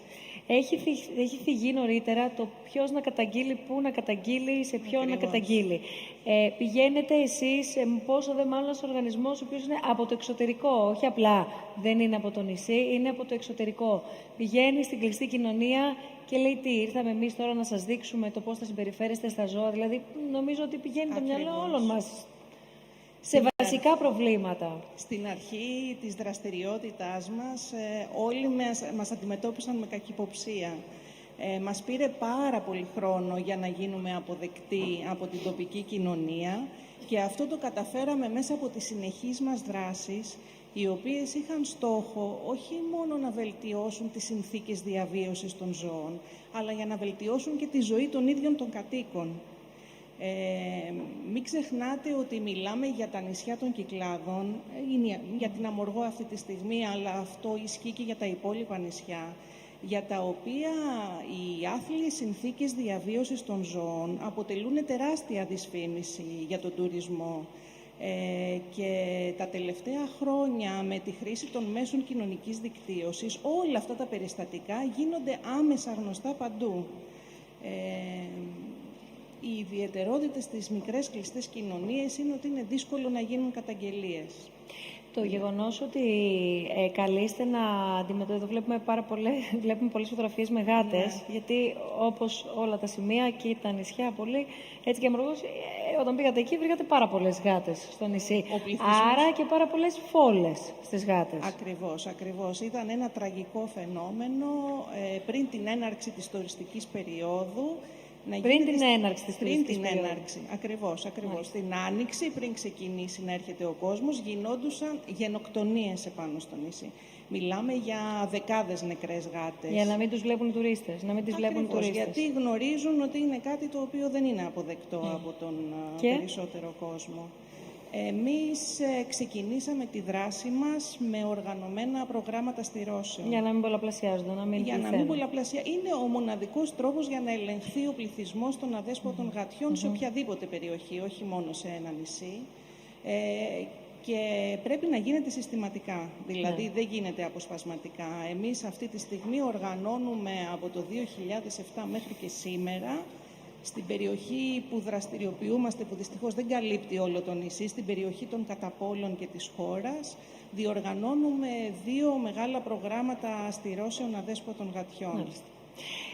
Το να τα βάλει, ας μου επιτραπεί τώρα η έκφραση, αλλά καθημερινά τα βάζετε με την κοινωνία, δηλαδή δεν λέω και κάτι ακραίο νομίζω. Το να τα βάλετε με την τοπική κοινωνία που θεωρεί, όπως και σε πάρα πολλά άλλα μέρη, την Παστούρα που λέγαμε νωρίτερα, ένα παραδοσιακό έθιμο, το οποίο μάλιστα έχει και μια διαδικασία μέχρι να φτιαχτεί το συγκεκριμένο σκηνή, ας το πούμε, για να δέσουν τα τετράποδα. Εδώ πώς έρχεστε, γιατί εδώ πέρα έρχεται πια σε κόντρα με την ίδια την κουλτούρα, με ένα πολιτισμικό στοιχείο. Ακριβώς. Η Παστούρα είναι μια πολύ άσχημη, μια βάναυση συμπεριφορά στα ζώα, η οποία για κάποιο λόγο βρίσκεται κυρίως στις Κυκλάδες. Εμείς προσπαθούμε μέσα από την ενημέρωση των κατοίκων να αντιμετωπίσουμε το φαινόμενο. Συγκεκριμένα κάθε χρόνο καλούμε στο νησί την οργάνωση Animal Action, η οποία έρχεται για να φροντίσει δωρεάν τα υποειδή του νησιού, με κτηνίατρο ειδικευμένο στα υποειδή και πεταλωτή. Ο κόσμος μπορεί να φέρει τα γαϊδουράκια του, τα άλογά του, τα μουλάρια του, για να τα φροντίσουν τα μέλη της ομάδας. Όταν λοιπόν κάνουμε αυτές τις δράσεις, μοιράζουμε φυλάδια και τους ενημερώνουμε για το πόσο βαριά κακοποίηση είναι για τα ζώα τους η χρήση της παστούρας. Και αυτό που έχουμε καταφέρει είναι ότι έχει περιοριστεί αισθητά στα υποειδή, στα γαϊδουράκια, γιατί κατά κύριο λόγο τα γαϊδουράκια υπόκεινται σε αυτή την κακοποίηση. Δυστυχώς όμως έχουμε πολύ δρόμο ακόμα με τα εγωπρόβατα που υπάρχουν πάνω στο νησί. Τουλάχιστον τα προγράμματα τα οποία υλοποιείτε, γιατί είδαμε και πολλές φωτογραφίες σας μέσα από σχολικές αίθουσες και με πολλά παιδιά. Άρα μπαίνετε στις νεότερες ηλικίες, μπαίνετε μέσα στις τάξεις. Εκεί μπορούμε να πούμε, για να περάσουμε λίγο και την επόμενη μέρα, γιατί θα πρέπει να περάσουμε αναπόφευκτα στην επόμενη μέρα. Εκεί βλέπετε ότι υπάρχει περιθώριο καλύτερης αντίληψης. Βέβαια. Έχουμε δώσει πολύ μεγάλη βάση στην εκπαίδευση της νέας γενιάς, γιατί πιστεύουμε ότι αυτός είναι ο μόνος τρόπος για να λυθεί το θέμα της κακοποίησης στην περιοχή. Κάνουμε εκπαιδευτικά προγράμματα στα σχολεία, δεχόμαστε επισκέψεις από τους μαθητές στους χώρους που διατηρούμε, στο κτηνιατρίο το οποίο έχουμε ιδρύσει στην περιοχή των Καταπόλων και στο καταφύγιο υποειδών. Και βλέπουμε ότι κάτι αλλάζει. Δηλαδή αυτό μας δίνει μία ελπίδα για το μέλλον. Γιατί όπως καταλαβαίνετε όλοι οι άνθρωποι που ασχολούμαστε με θέματα φιλοζωικά περνάμε δύσκολα με όλα αυτά που συναντούμε και όλα αυτά που έχουμε να αντιμετωπίσουμε. Βλέποντας λοιπόν μικρά παιδάκια τα οποία μας παίρνουν τηλέφωνο γιατί βρήκαν ένα γατάκι στον κήπο τους και μας ρωτάνε τι πρέπει να κάνουν για να το φροντίσουν και να επιβιώσει, που όταν βρίσκουν γατάκια πεταμένα σε κάδους σκουπιδιών τα μαζεύουν και μας τα φέρνουν ή μετά έρχονται και ζητάνε να υιοθετήσουν ένα γατάκι, αυτό μας δίνει πολλές ελπίδες για το μέλλον. Σας ευχαριστούμε πάρα πολύ, κυρία Γαβαλά. Σας ευχαριστώ. Ευχαριστούμε πολύ για όσα μοιραστήκατε μαζί μας. Ένα μικρόφωνο στον κύριο εδώ, παρακαλώ. Και το μεταξύ εγώ να πω ότι δεν είναι τυχαίος, έλεγα και στην εισαγωγή, και ο χώρος στον οποίο βρισκόμαστε, εδώ στο Κέντρο Πολιτισμού Ίδρυμα Σταύρος Νιάρχος, γιατί πέρα από ένα μέρος το οποίο μπορεί να έρθει όποιος θέλει μαζί, τέλος πάντων με το ζώο συντροφιάς, το οποίο έχει βόλτα και είναι δημόσιος χώρος και τηρεί και τις προϋποθέσεις, υπάρχουν και άνθρωποι. Υπάρχουν εργαζόμενοι, πέρα από μια πολιτική, αυτό που ονομάζουμε policy, best practices στα ελληνικά, που μπορεί να ακολουθήσει θεσμικά ένας φορέας. Έχει λοιπόν τη θεσμική πρόβλεψη, έχει όμως και τους ανθρώπους, ξαναλέω, που έχουν την ευαισθησία, και όταν παντρεύονται αυτά τα δύο συμβαίνει κάτι ωραίο. Οπότε ο ελπιδοφόρος πρωτόπαπας από το Κέντρο Πολιτισμού Ίδρυμα Σταύρος Νιάρχος, που είναι μαζί μας, θα μας πει, και αμέσως μετά έρχομαι στα 2-3 χέρια που έχω δει για τις παρεμβάσεις σας. 4, αμέσως μετά την παρέμβαση του κ. Πρωτόπαπα. Γιατί έλεγα, ελπιδοφόρε, ότι έχει σημασία το γεγονός του όχι μόνο ως πολίτες να ξέρουμε τι πρέπει να κάνουμε, αλλά να έχουμε και κάποιον να μας ακούσει, και το δικαιούνται τα ζώα, το δικαιούμαστε και εμείς στο βαθμό που συμβαδίζουμε και συζούμε με ένα ζώο, να έχουμε έναν χώρο να πάμε, αλλά αυτός ο χώρος να μην είναι μόνο τύχη και πολιτικές, να είναι και άνθρωποι. Άρα θέλω να ακούσουμε τι κάνετε εσείς εδώ, τόσο για όποιον θέλει να έρθει μαζί με το όποιο ζώο βόλτα, αλλά και τι κάνετε αν πέσει στα χέρια τα δικά σας ένα δέσποτο ζώο ή ένα ζώο πιο ταλαιπωρημένο. Πράγματι, έρχονται πάρα πολύ συχνά. Καθημερινά έρχονται άνθρωποι από τη γειτονιά, από την Καλυθέα ή το Φάληρο, με τα σκυλάκια τους για βόλτα. Είναι καλοδεχούμενα, αγαπάμε πάρα πολύ τα ζώα στο Κέντρο Πολιτισμού. Όποιο ζώο πέφτει στην αντίληψή μας ότι έχει κάποιο πρόβλημα, κοιτάμε να το βοηθήσουμε. Στους σκύλους συνεργαζόμαστε με την φιλοζωική της Καλυθέας και με κτηνίατρο, ο οποίος είναι πάρα πολύ κοντά. Οι γατούλες που έχουμε αρκετές γατούλες εδώ πέρα. Συνεργαζόμαστε με κάποιους κυρίους οι οποίοι έρχονται και τις πιάνουν, δεν μπορούμε να τις πιάσουμε εύκολα. Τις πάμε στο κτηνίατρο, προχωράμε σε αποπαρασίτωση, εμβολιασμό. περίθαλψη ή νοσηλεία, εξαρτάται αν χρειάζεται, τι χρειάζεται η γάτα.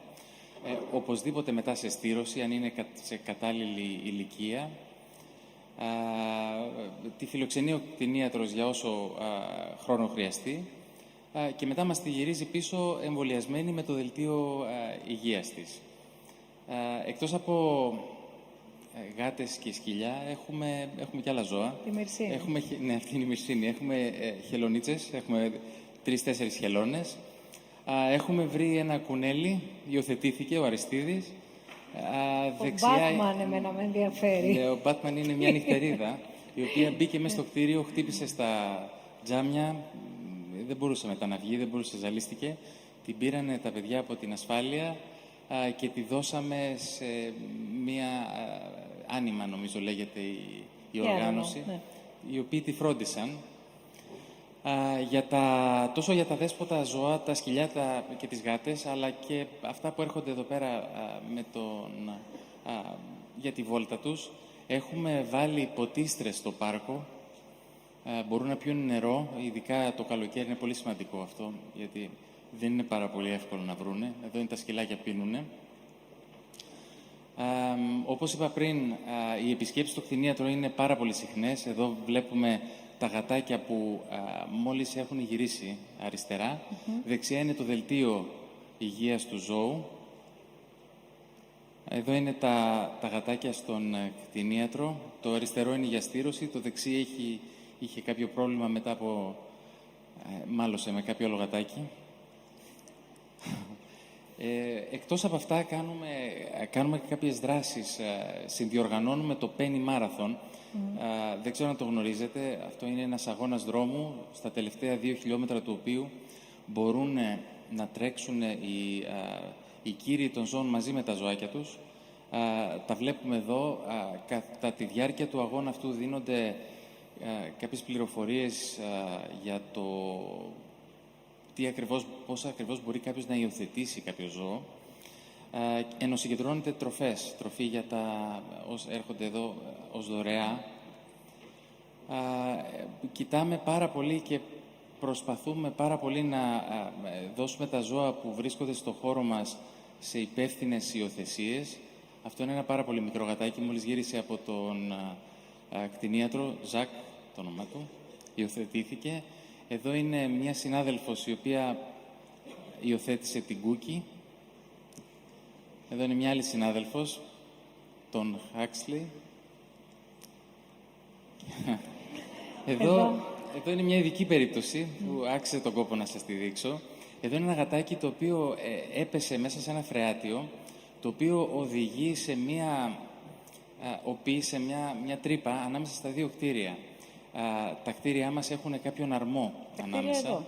Τα κτίρια της Λυρικής και της Βιβλιοθήκης συνδέονται μεταξύ τους, μάλλον χωρίζονται μεταξύ τους με έναν σεισμικό αρμό, ο οποίος δεν έχει είναι στενός και έχει βάθος περίπου 3 μέτρα. Αυτό το γατάκι λοιπόν έπεσε μέσα σε αυτόν τον αρμό και το άκουσε κάποιος επισκέπτης. Μας το είπε, πήγανε τα παιδιά της ασφάλειας, προσπάθησαν να το εντοπίσουν. Καταλάβανε μετά από ώρα ότι ήταν ακριβώς μέσα στον αρμό. Ο αρμός καλύπτεται από κάποια μάρμαρα που είναι κινητά. Τα σηκώσαν, προσπαθήσανε πάρα πολύ να το βγάλουν έξω. Βάλανε σκάλες, το κυνηγήσανε μέσα στον αρμό, δεν ερχόταν. Τέλος πάντων, κάποια στιγμή μετά από μία μέρα, την επόμενη μέρα, αφήσανε μια σκάλα και βάλανε πάνω τροφή. Τι τροφή? Σουβλάκι συγκεκριμένα. Λοιπόν, σαν το κοντρεβιθούλι, σπήρανε έτσι το σουβλάκι, το μοιράσανε στα σκαλοπάτια, ανέβηκε σιγά σιγά το γατάκι πάνω. Φοβόταν πάρα πολύ, συνέχισε το σουβλάκι έξω στο μάρμαρο, στην πίσω αγορά. Τέλος πάντων, βγήκε, κλείσαν γρήγορα τα μάρμαρα, έμεινε έξω το γατάκι, το πήγαμε στο κτηνίατρο και τώρα θα δοθεί για υιοθεσία το συγκεκριμένο.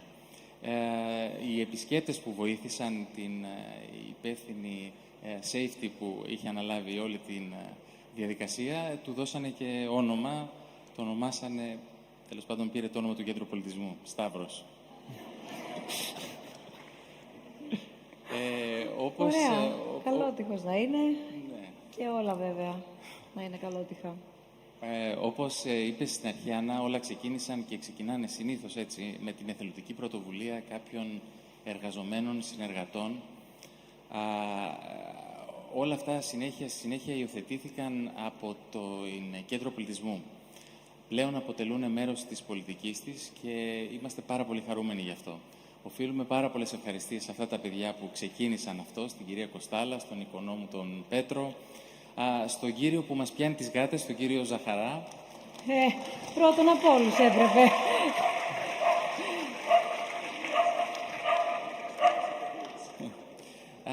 Και σε όλα τα παιδιά από τα εστιατόρια και τα καφέ που έχουμε στο πάρκο, στο κανάλι, τα οποία τα φροντίζουν, τα ταΐζουν κτλ. Ευχαριστούμε πάρα πολύ και συγχώρεσέ με για το πρωτό, ο Ελπιδοφόρος Παπάς. Το Ελπιδοφόρο. Ευχαριστούμε πάρα πολύ, Ελπιδοφόρο. Αυτός ο λόγος που είμαστε εδώ. Οι παρεμβάσεις να τις ακούσουμε, Θοδωρή, και αμέσως μετά να σε ακούσουμε κάτι πολύ γρήγορα για να ακούσουμε την κυρία. Και με τη σειρά όλοι θα μιλήσετε. Είναι ανοιχτό. Εγώ μια ανακοίνωση ήθελα να κάνω. Σας ακούμε. Μισό λεπτάκι, Θοδωρή, μου να ακούσουμε την ανακοίνωση πρώτα. Υπάρχει πρόβλημα με ένα κουτάβι που έχει εγκαταλειφθεί στην περιοχή της Ακράτας. Υπάρχει μια μοναδική κυρία εκεί, η οποία έχει αναλάβει το τάισμά του. Τώρα μάλιστα ετοιμάζεται να το στηρώσει. Τι λέτε? Σε οικία. Σε οικία, ναι. Δυστυχώς το αφήσαν έξω από το σπίτι της. Όπως ξέρετε, η ελληνική επαρχία, το περιβάλλον γείτονες είναι όλοι επιθετικοί, τους ασκούν πολύ μεγάλη πίεση, την απειλούν για το σκύλο και επειδή είναι εδώ ο χώρος σίγουρα πολύ πιο φιλόξενος και καλός, είπα αν θέλει κάποιος ενδιαφέρεται να το υιοθετήσει. Είναι ένα κουτάβι. Εγώ θα περιμένω μετά στο τέλος την έξοδο και ίσως αν κάποιος δεν με δει και το σκεφτεί μετά μπορεί να πάρει και το τηλέφωνο μου από τους υπευθύνους. Σας ευχαριστώ πολύ, και εγώ πολύ για την περιοχή της Ακράτας. Σας ακούμε. Γεια σας. Λέγομαι Λουκάς Παπαϊωάννου. Ασχολούμαι πάρα πολλά χρόνια με τα σκυλιά περισσότερο, αλλά και γενικά με τα ζώα. Είμαι μέλος του πρώτου Πανελληνίου Συλλόγου Σκύλων Οδηγών Τυφλών στο Διοικητικό Συμβούλιο. Δεν σας μιλώ γι' αυτό, αλλά απευθυνόμενος προς τον εκπρόσωπο της αστυνομίας, θα ήθελα να μου πείτε... Είναι εδώ, να διευκρινίσω για πολλοστή φορά, με την ιδιότητα του ψυχολόγου. Δεν εκπροσωπεί επίσημα την αστυνομία. Ωραία. Το διευκρινίζω για να ξεκαθαρίζουμε την ιδιότητα του καθενός. Πριν από κάποια χρόνια στην Γαδά είχε γίνει ένα μεγάλο σεμινάριο με οργανώτρια την αστυνομία. Δεν ξέρω αν είσαστε εκεί. Εν πάση περιπτώσει, εάν υπάρχει κακοποίηση, πού θα πρέπει να απευθυνθεί κανείς στην αστυνομία και τι κάνει η αστυνομία μετά από αυτό? Θα πάρει το ζώο που έχει κακοποιηθεί, θα το πάει πού?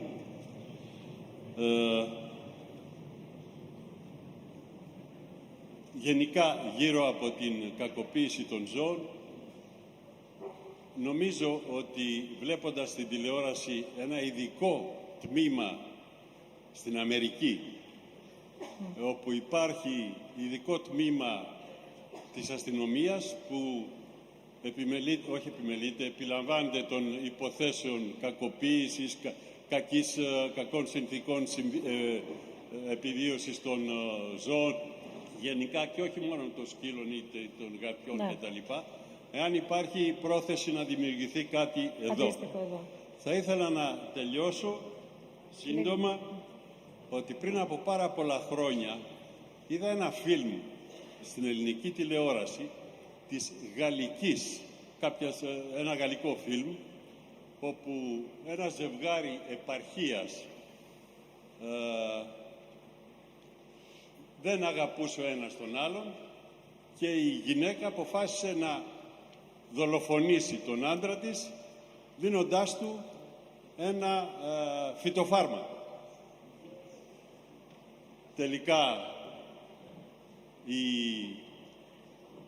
έρευνα της αστυνομίας οδήγησε στο ότι όταν παίρνει κάποιος, έπαιρνε, είναι ταινία του 40, λίγο σύντομα μόνο παρακαλώ, φυτοφάρμακο από ένα μαγαζί, καταγραφόταν με ακρίβεια ποιος το παίρνει, τι φυτοφάρμακο είναι αυτό, τι επιπτώσεις μπορεί να έχει. Και πιάσανε την γυναίκα αυτή, η οποία δολοφόνησε τον άντρα της. Πολύ γρήγορη απάντηση. Σας ευχαριστούμε πάρα πολύ. Για να ακούσουμε τον επόμενο, παρακαλώ, ή την επόμενη που να μην έχει μιλήσει, για να μπορέσουμε να κάνουμε εδώ. Ο κύριος περιμένει πολλή ώρα και αμέσως μετά από εκεί. Πολύ σύντομα πληροφορίες στην αστυνομία. Πού καλεί κανείς, τι γίνεται μετά, μέχρι να ακούσουμε. Δεν υπάρχει μια οργανωμένη υπηρεσία που να ασχολείται μόνο με θέματα κακοποίησης ζώων. Τα κατατόπους αστυνομικά τμήματα είναι αρμόδια για να επιληφθούν σε τέτοιες περιπτώσεις. Δεν μπορώ να αναφέρω κάτι άλλο, δεν μπορώ να αναφέρω κάτι όσον αφορά το έργο της αστυνομίας ή την απόδοσή τους περιστατικά, αν δεν τα γνωρίζω. Αυτό. Και τι. Ναι. Ποιος έχει μικρόφωνο? Σας ακούμε. Καλησπέρα, συγχαρητήρια καταρχήν. Εγώ δεν θα πω πολλά, απλά θα πω το εξής. Από μία πλευρά χαίρομαι, απ' την άλλη λυπάμαι. Απ' τη μία χαίρομαι γιατί αυτό που βλέπω εδώ σήμερα, πριν 20 χρόνια γινόταν σε κάποιες γειτονιές και οι φιλόζωοι είχαν ένα προφίλ, κοιτάξτε τους φιλόζωους, πώς είναι έτσι. Σήμερα βλέπω επιστήμονες, βλέπω έρευνες, βλέπω βάθος και χαίρομαι. Δυστυχώς δεν θα πω συγχαρητήρια, γιατί αυτό θα ήθελα να το δω 20 χρόνια πριν, όπως το είχα δει στο Λονδίνο, στην Νορβηγία και σε άλλες χώρες. Χωρίς να σημαίνει δεν εκτιμώ όλο αυτό. Θα πω συγχαρητήρια σε αυτούς που έφεραν τα παιδιά τους σήμερα. Γιατί αν πιάσουμε ένα μέσο Έλληνα σήμερα, όπως αν πιάναμε ένα μέσο Αμερικάνο πριν 50 χρόνια και τον ρωτούσαμε τι σημαίνει ρατσισμός, δεν θα ήξερε. Θα έλεγε κακή μαύρη. Σήμερα, αν πιάσουμε ένα μέσο Έλληνα και τον ρωτήσουμε τι σημαίνει σπισισμός, δεν θα ξέρει. Η κακοποίηση λοιπόν ξεκινάει από την κούνια των παιδιών μας. Η κακοποίηση ξεκινάει από εκεί που μεγαλώσαμε εμείς με το σφαγμένο κόκορα και ήμασταν παιδάκια και το βλέπαμε. Αυτά τα παιδιά χαίρομαι που είναι και μπράβο στους γονείς που τα έφεραν σήμερα εδώ, γιατί μπορεί όλα αυτά, οι στατιστικές και η πολύ ωραία δουλειά, να μην τους πει τίποτα. Αλλά σιγά σιγά θα μάθουν να αγαπάνε τη ζωή. Θα μάθουν τι σημαίνει σπισισμός, θα μάθουν τι σημαίνει ζωή. Και σιγά σιγά το προφίλ του φιλόζωου αλλάζει. Δεν είναι ο μίζερος που κυνηγάει τον αστυνομικό, δεν είναι ο μίζερος που τσακώνεται με τον αστυνομικό, δεν είναι ο μίζερος που βρίζει το δάσκαλο που κλώσει. Λίγο σύντομα μόνο, σας παρακαλώ, συγγνώμη, θα είμαι άχαρη σε αυτό. Εκεί θεωρώ λοιπόν ότι είναι το πιο σημαντικό όλο. Σας ευχαριστούμε πάρα πολύ. Ευχαριστούμε πολύ. Ευχαριστούμε.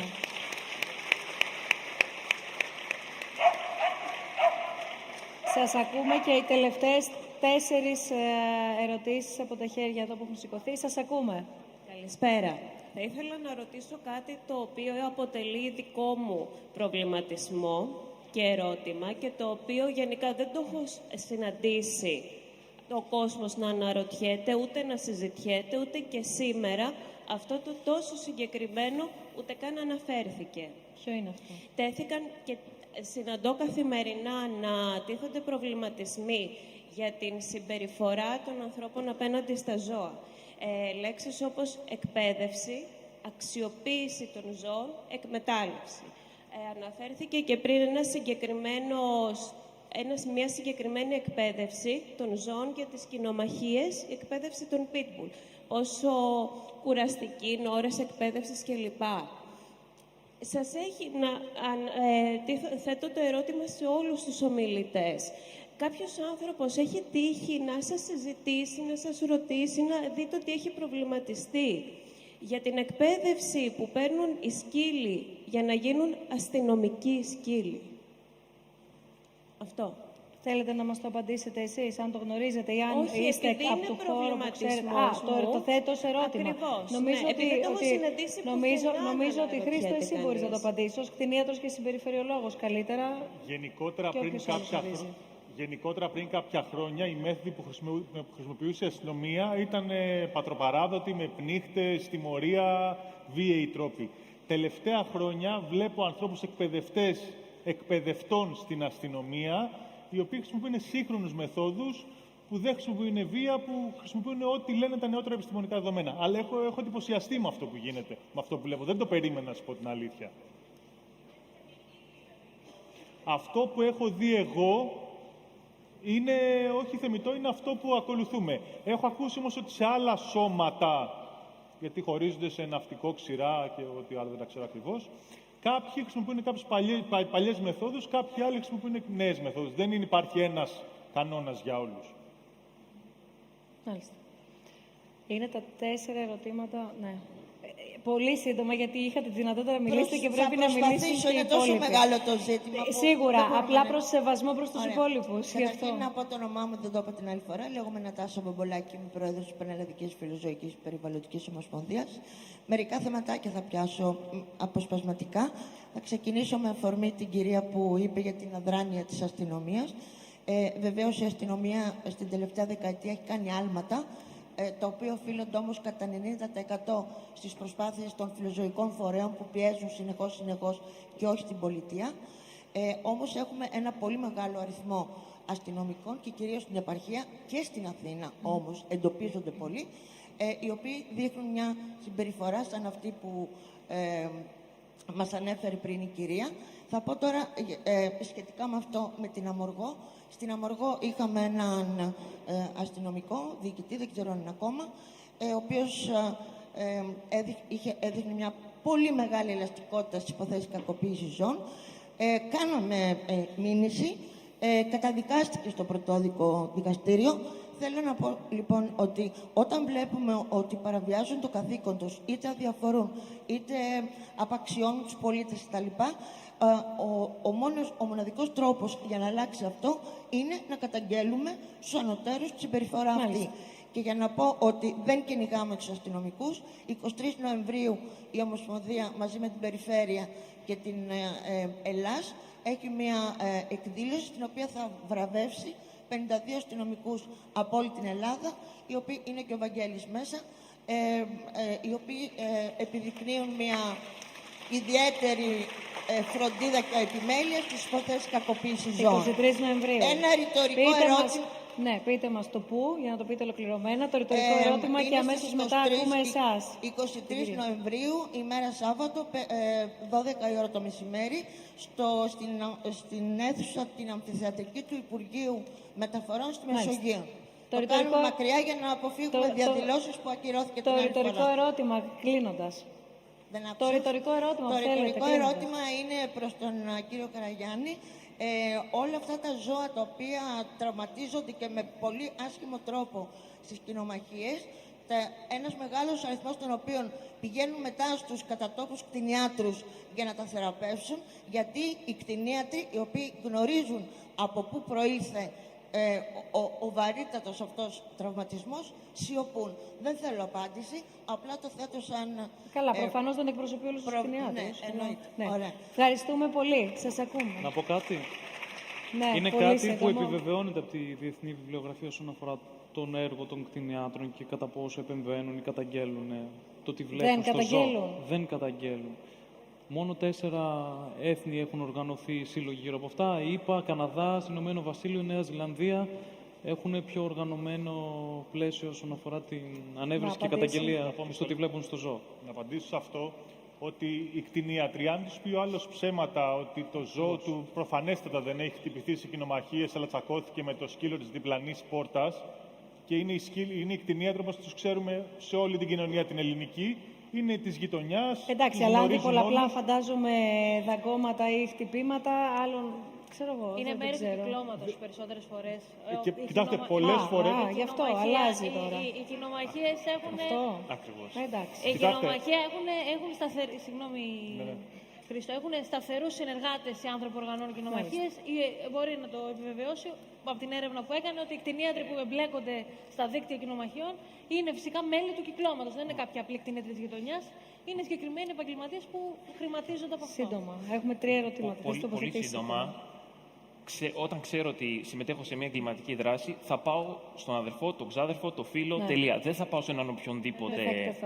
Θα πάω στην εξαίρεση των φίλων μου, τον κτηνίατρο. Δεν θα πάω στον κανόνα. Αυτό. Σας ακούμε, ελάτε. Απλά, έχω κι εγώ. Καλησπέρα. Απλά να συνδέσουμε λίγο από το Σωματείο Υπόθεσης για άλογα, γαϊδούρια και μουλάρια, γιατί δεν είναι μόνο τα παστουρωμένα στα νησιά. Το τελευταίο περιστατικό που παραλάβαμε ήταν παστουρωμένο με σύρμα στο Μενίδη. Οπότε να ξέρουμε ότι και αυτά τα ζώα είναι οικόσιτα, άσχετα το Υπουργείο Αγροτικής Ανάπτυξης δεν θέλει αυτό να το δει ποτέ εδώ και κάτι δεκαετίες. Είναι και οικόσιτα και έχουν και αυτά ανάγκη. Δυστυχώς δεν τους δίνουμε καμία σημασία. Και ενώ είπατε σήμερα θα πηγαίναμε και σε πολλά άλλα ζώα, δεν πήγαμε. Δεν έχουμε προλάβει. Πρώτα απ' όλα η συζήτησή μας είναι προγραμματισμένη 1,5 ώρα και πλησιάζουμε τις 3. Να γίνει κι άλλο, βεβαίως. Να γίνει κι άλλο, γιατί υπάρχει τρομερή κακοποίηση και τρομερό κέρδος.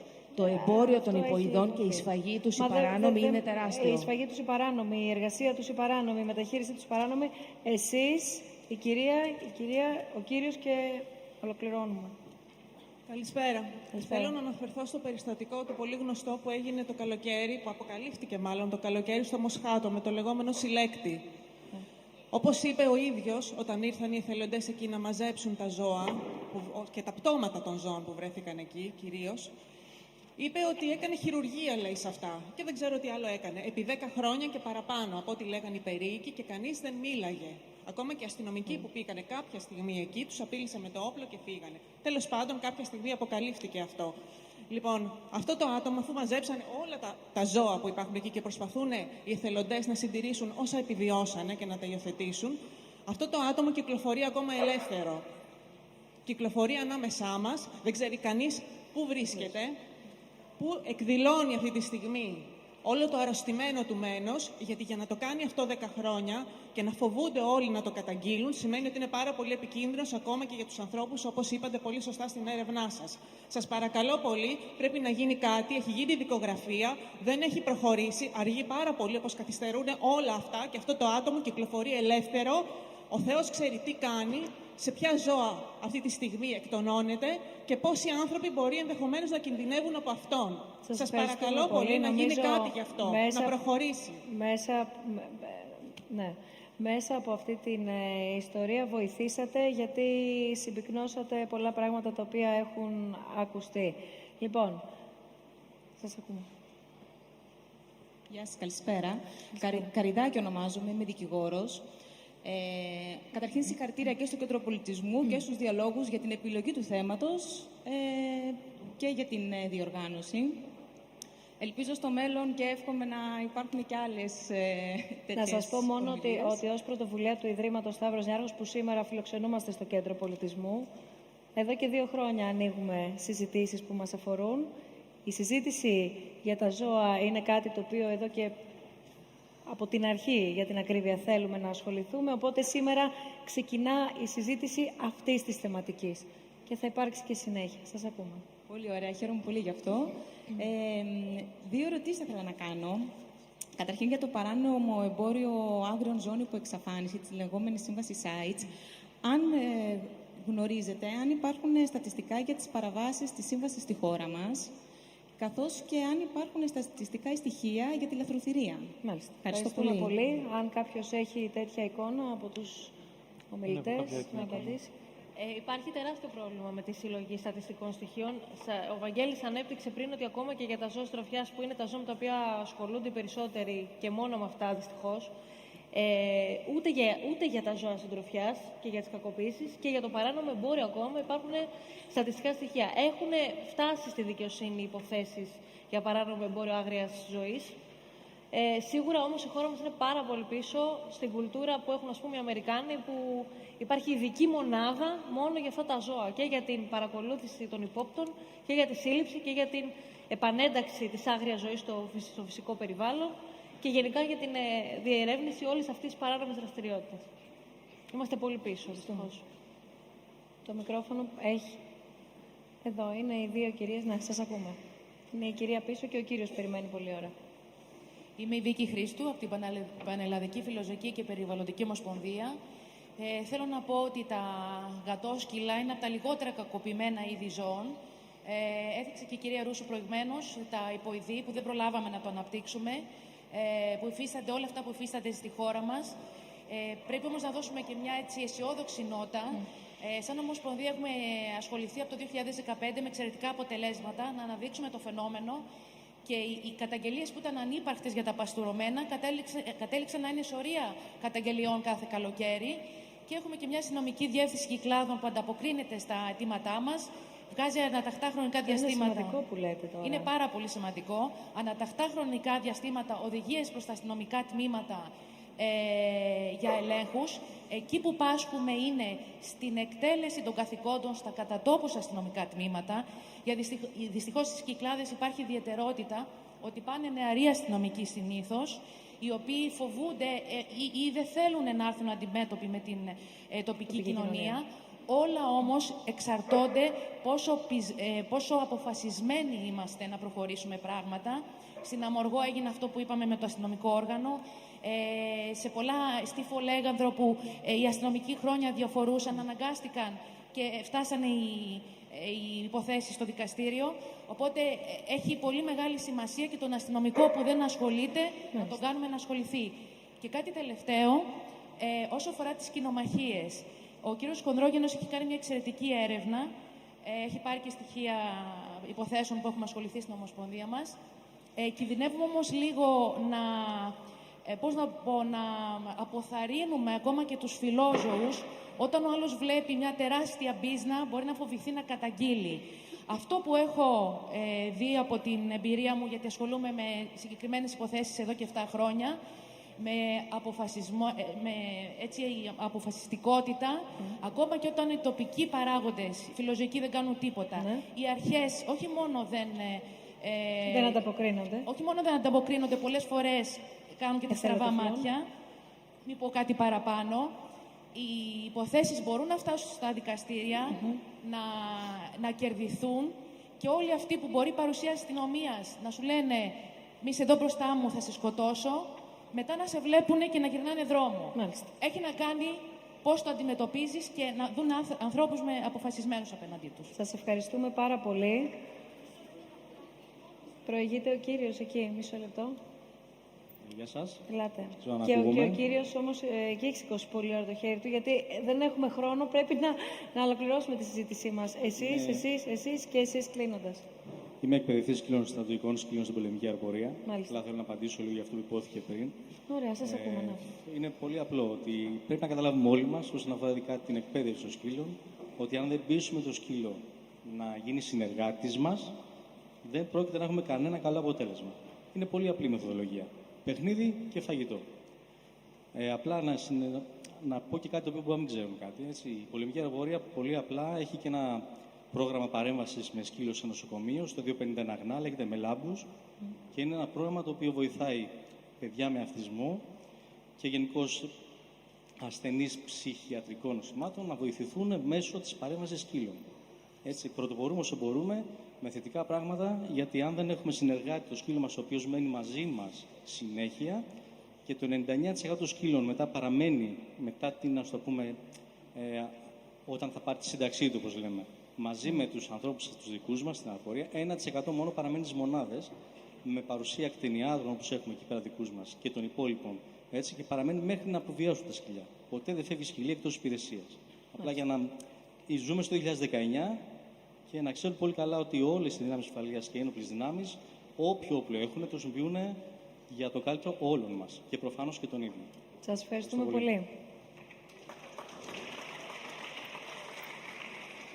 Ανοιχτό είναι. Καλησπέρα και από μένα. Θέλω και εγώ να πω με τη σειρά μου ότι είναι πολύ ευχάριστο που έχει ανοίξει στην κοινωνία ο διάλογος, είτε σε σημεία τόσο προφανή όπως εδώ πέρα που αιωρείται η λέξη πάνω από το κεφάλι μας, είτε σε οποιοδήποτε άλλο σημείο. Είναι επίσης πολύ ευχάριστο που σήμερα, έστω και με απλές αναφορές, υπήρξε η συμπερίληψη όλων των ζώων. Δεν μιλήσαμε μόνο για το σκύλο και τη γάτα, αν και μείναμε αρκετά σε αυτό. Μιλήσαμε για όλα τα ζώα, καθώς όλα τα ζώα έχουν δικαίωμα στη ζωή. Όλα τα ζώα πονάνε με τον ίδιο τρόπο και ούτω καθεξής. Το δικό μου σχόλιο που θα ήθελα να αφήσω ως προβληματισμό σε όλους, έστω μόνο για σήμερα, έστω συμβολικά, στην κουβέντα περί κακοποίησης ζώων θα μπορούσε ο μπουφές να είναι πιο δίκαιος, να μην περιλαμβάνει ζώα, κακοποιημένα ζώα και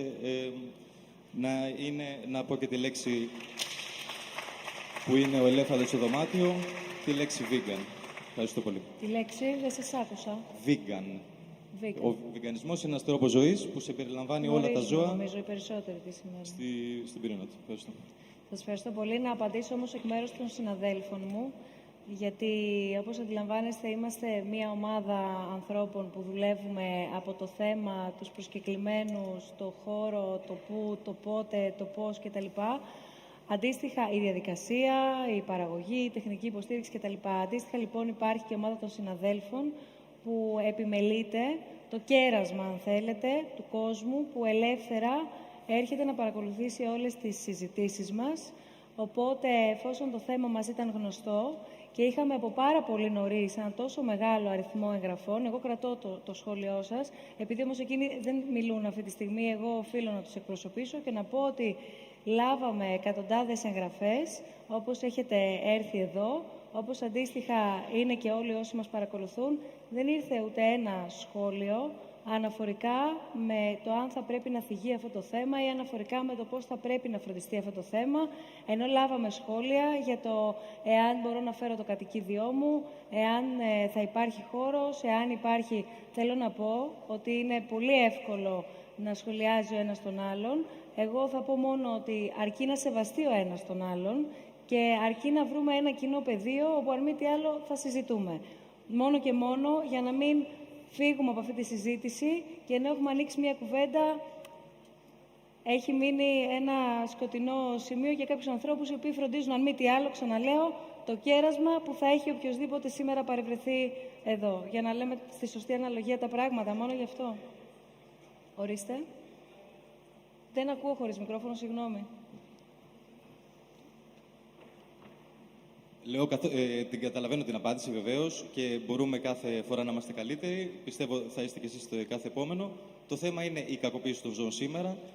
Οπότε στο δικό μου το μυαλό ήταν και κάπως προφανές ότι δεν θα υπάρχει αποτέλεσμα κακοποίησης εδώ πέρα. Επειδή εσείς είστε καλύτερα ενημερωμένος, γι' αυτό το λόγο, αν θέλετε, ακούμε αυτό που μας λέτε, αλλά όχι με δεικτικό τρόπο, αν μου επιτρέπετε, αλλά με τρόπο του καλύτερα ενημερωμένου και εκπαιδευμένου στους μη τόσο καλά ενημερωμένους. Και σας ευχαριστούμε πάρα πολύ σε αυτό. Θα ήθελα να πω κάτι σε αυτό. Βεβαίως και δύο ακόμα σχόλια για να ολοκληρώσουμε. Θα ήθελα να πω ότι αυτό που μόλις ακούστηκε είναι από μόνο του ένα θέμα που πρέπει να ανοίξει ενδεχομένως έναν επόμενο διάλογο. Πράγματι, εγώ καταλαβαίνω τους ανθρώπους που είναι σήμερα σε αυτό το ακροατήριο και περίμεναν να ακούσουν μια ατζέντα για τα δικαιώματα των ζώων ευρύτερα. Θέλω να πω ότι τους καταλαβαίνω πάρα πολύ. Θέλω να πω ότι κάθε φορά που στην ελληνική κοινωνία συζητάμε για κακοποίηση ζώων, όλοι πάμε στη γάτα και το σκύλο με έναν αυτοματισμό, γιατί έχουμε μάθει και κοινωνικά, αλλά και από πολλές άλλες συνθήκες, τα ζώα που προστατεύουμε να είναι κατά προτεραιότητα τα ζώα συντροφιάς.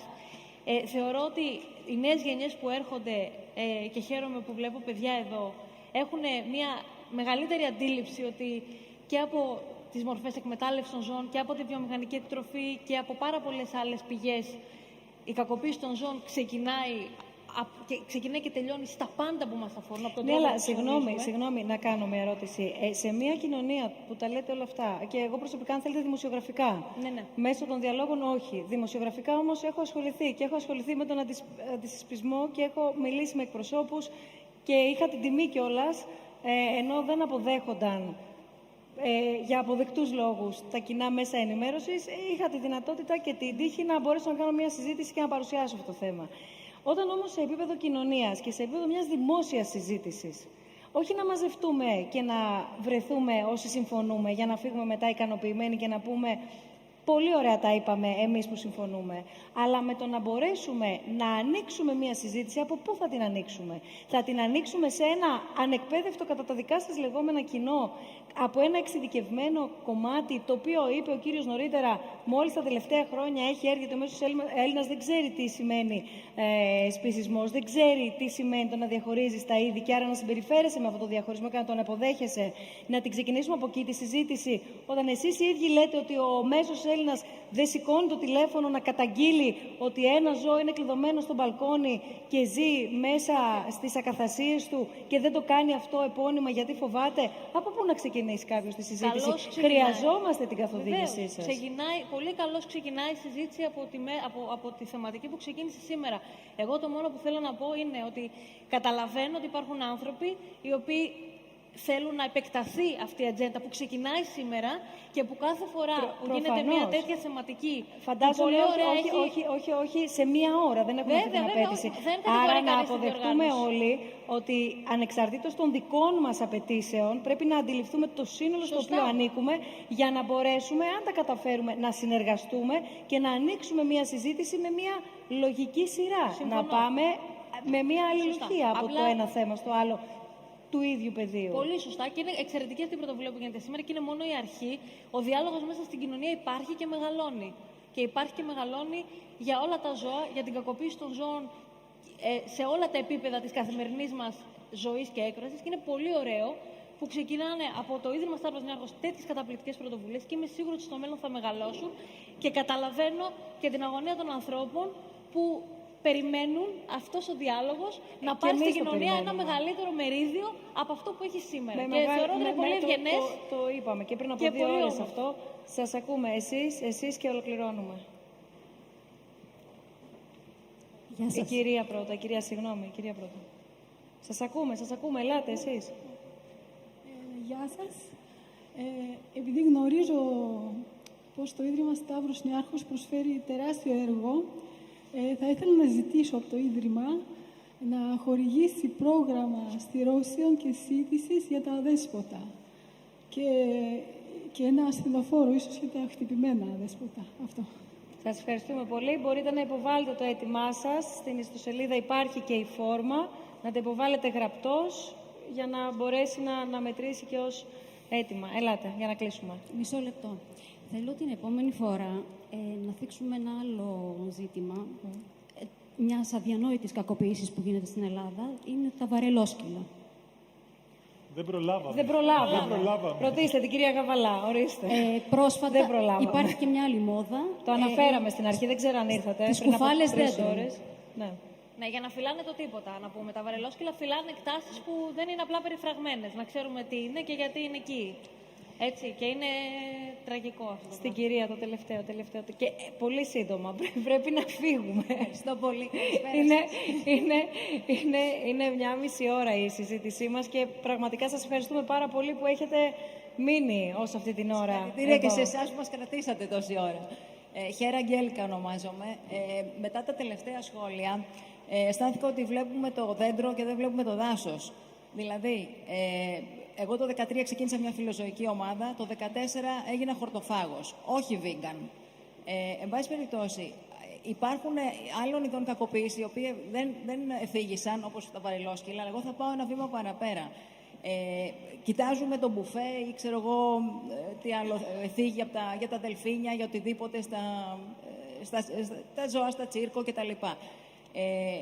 Η θέμα της εκπαίδευσης που έθεσε κάποιος κύριος τελευταία είναι πολύ βασικό, διότι εάν η εκπαίδευση ενός σκύλου ή η έλλειψη εκπαίδευση ή η κακή εκπαίδευση με τους πατροπαράδοτους τρόπους και όχι με τους καινούριους που είναι βασισμένοι στην επιστήμη, ο κύριος Καραγιάννης και το ανέλησε κάποια στιγμή, τότε θα έχουμε θύματα και συμπολίτες μας και παιδιά. Δηλαδή, ο σκύλος που είναι εκπαιδευμένος με παλιές μεθόδους έχει μεγαλύτερες πιθανότητες να βγει η επιθετικότητά του σε κάτι άγνωστο, σε ένα μικρό παιδί, σε οτιδήποτε. Οπότε πιστεύω ότι όλοι αυτοί οι εκπαιδευτές παλαιάς κοπής, έτσι αν μου επιτρέπει ο όρος, είναι ανάμεσά μας και πραγματικά είναι επικίνδυνο. Σας ευχαριστούμε πολύ και είναι ένα κομμάτι το οποίο επίσης είχαμε προγραμματίσει. Παρακαλώ πολύ ένα μικρόφωνο. Είναι άχαρο, αλλά να πούμε ότι και πάλι δεν προλάβαμε να το συζητήσουμε. Στη δεύτερη σειρά για να κλείσουμε. Ναι, αυτό είναι το θέμα. Αυτό προσπαθούσα να εξηγήσω νωρίτερα και στην Έλενα. Γεια σας και πάλι. Εγώ θα ήθελα να πω κάτι πολύ αισιόδοξο που μου έχει συμβεί με την ενασχόλησή μου με τα δέσποτα της γειτονιάς. Εδώ και 1 χρόνο έχω καταφέρει σαν κάποια που οργανώνει στο να στηρώνουμε γάτες, χωρίς να είμαι φιλοζωική, Αυτοβούλος, εννοείται ιδιωτικά, το κάνετε, είστε σε κάποια οργάνωση? Πώς το έκανα, το λέω επειδή ασχολούνται πάρα πολύ. Όχι, σύντομα, απλά για να γνωρίζουμε την ταυτότητά σας εφόσον μας λέτε τη δραστηριότητά σας. Έπιασα τους γείτονες, οι οποίοι είχαν φιλοζωικά Οργανωθήκατε σε επίπεδο γειτονιάς, λοιπόν. Και δίναμε 5 ευρώ ο Μάλιστα. καθένας και στηρώσαμε 100 γάτες μέσα σε ένα χρόνο. Μάλιστα. 2 άτομα που βάζαν φόλες, τα οποία γνωρίζουμε και τα έχουμε καταγγείλει, σταμάτησαν να το κάνουν γιατί δεν βλέπουν πλέον ο πληθυσμός να αυξάνεται. Μάλιστα. Έχουμε βάλει αφίσες με τον νόμο που λέει παντού τι ακριβώς συμβαίνει αν θα βάλεις φόλα. Μπορεί να την γνωρίζετε την αφίσα, είναι αυτή με τις χειροπέδες. Γενικά έχει μεταμορφωθεί μια γειτονιά 10 τετραγώνων με το να το επικοινωνήσουμε, να αγαπηθούμε μεταξύ μας, να πείσουμε ανθρώπους που δεν ήταν κατά των στηρώσεων, τους πείσαμε. Που δεν γνώριζαν ουσιαστικά. Με ευγένεια, με επιμονή, με υπομονή. Και επιχειρήματα, φαντάζομαι.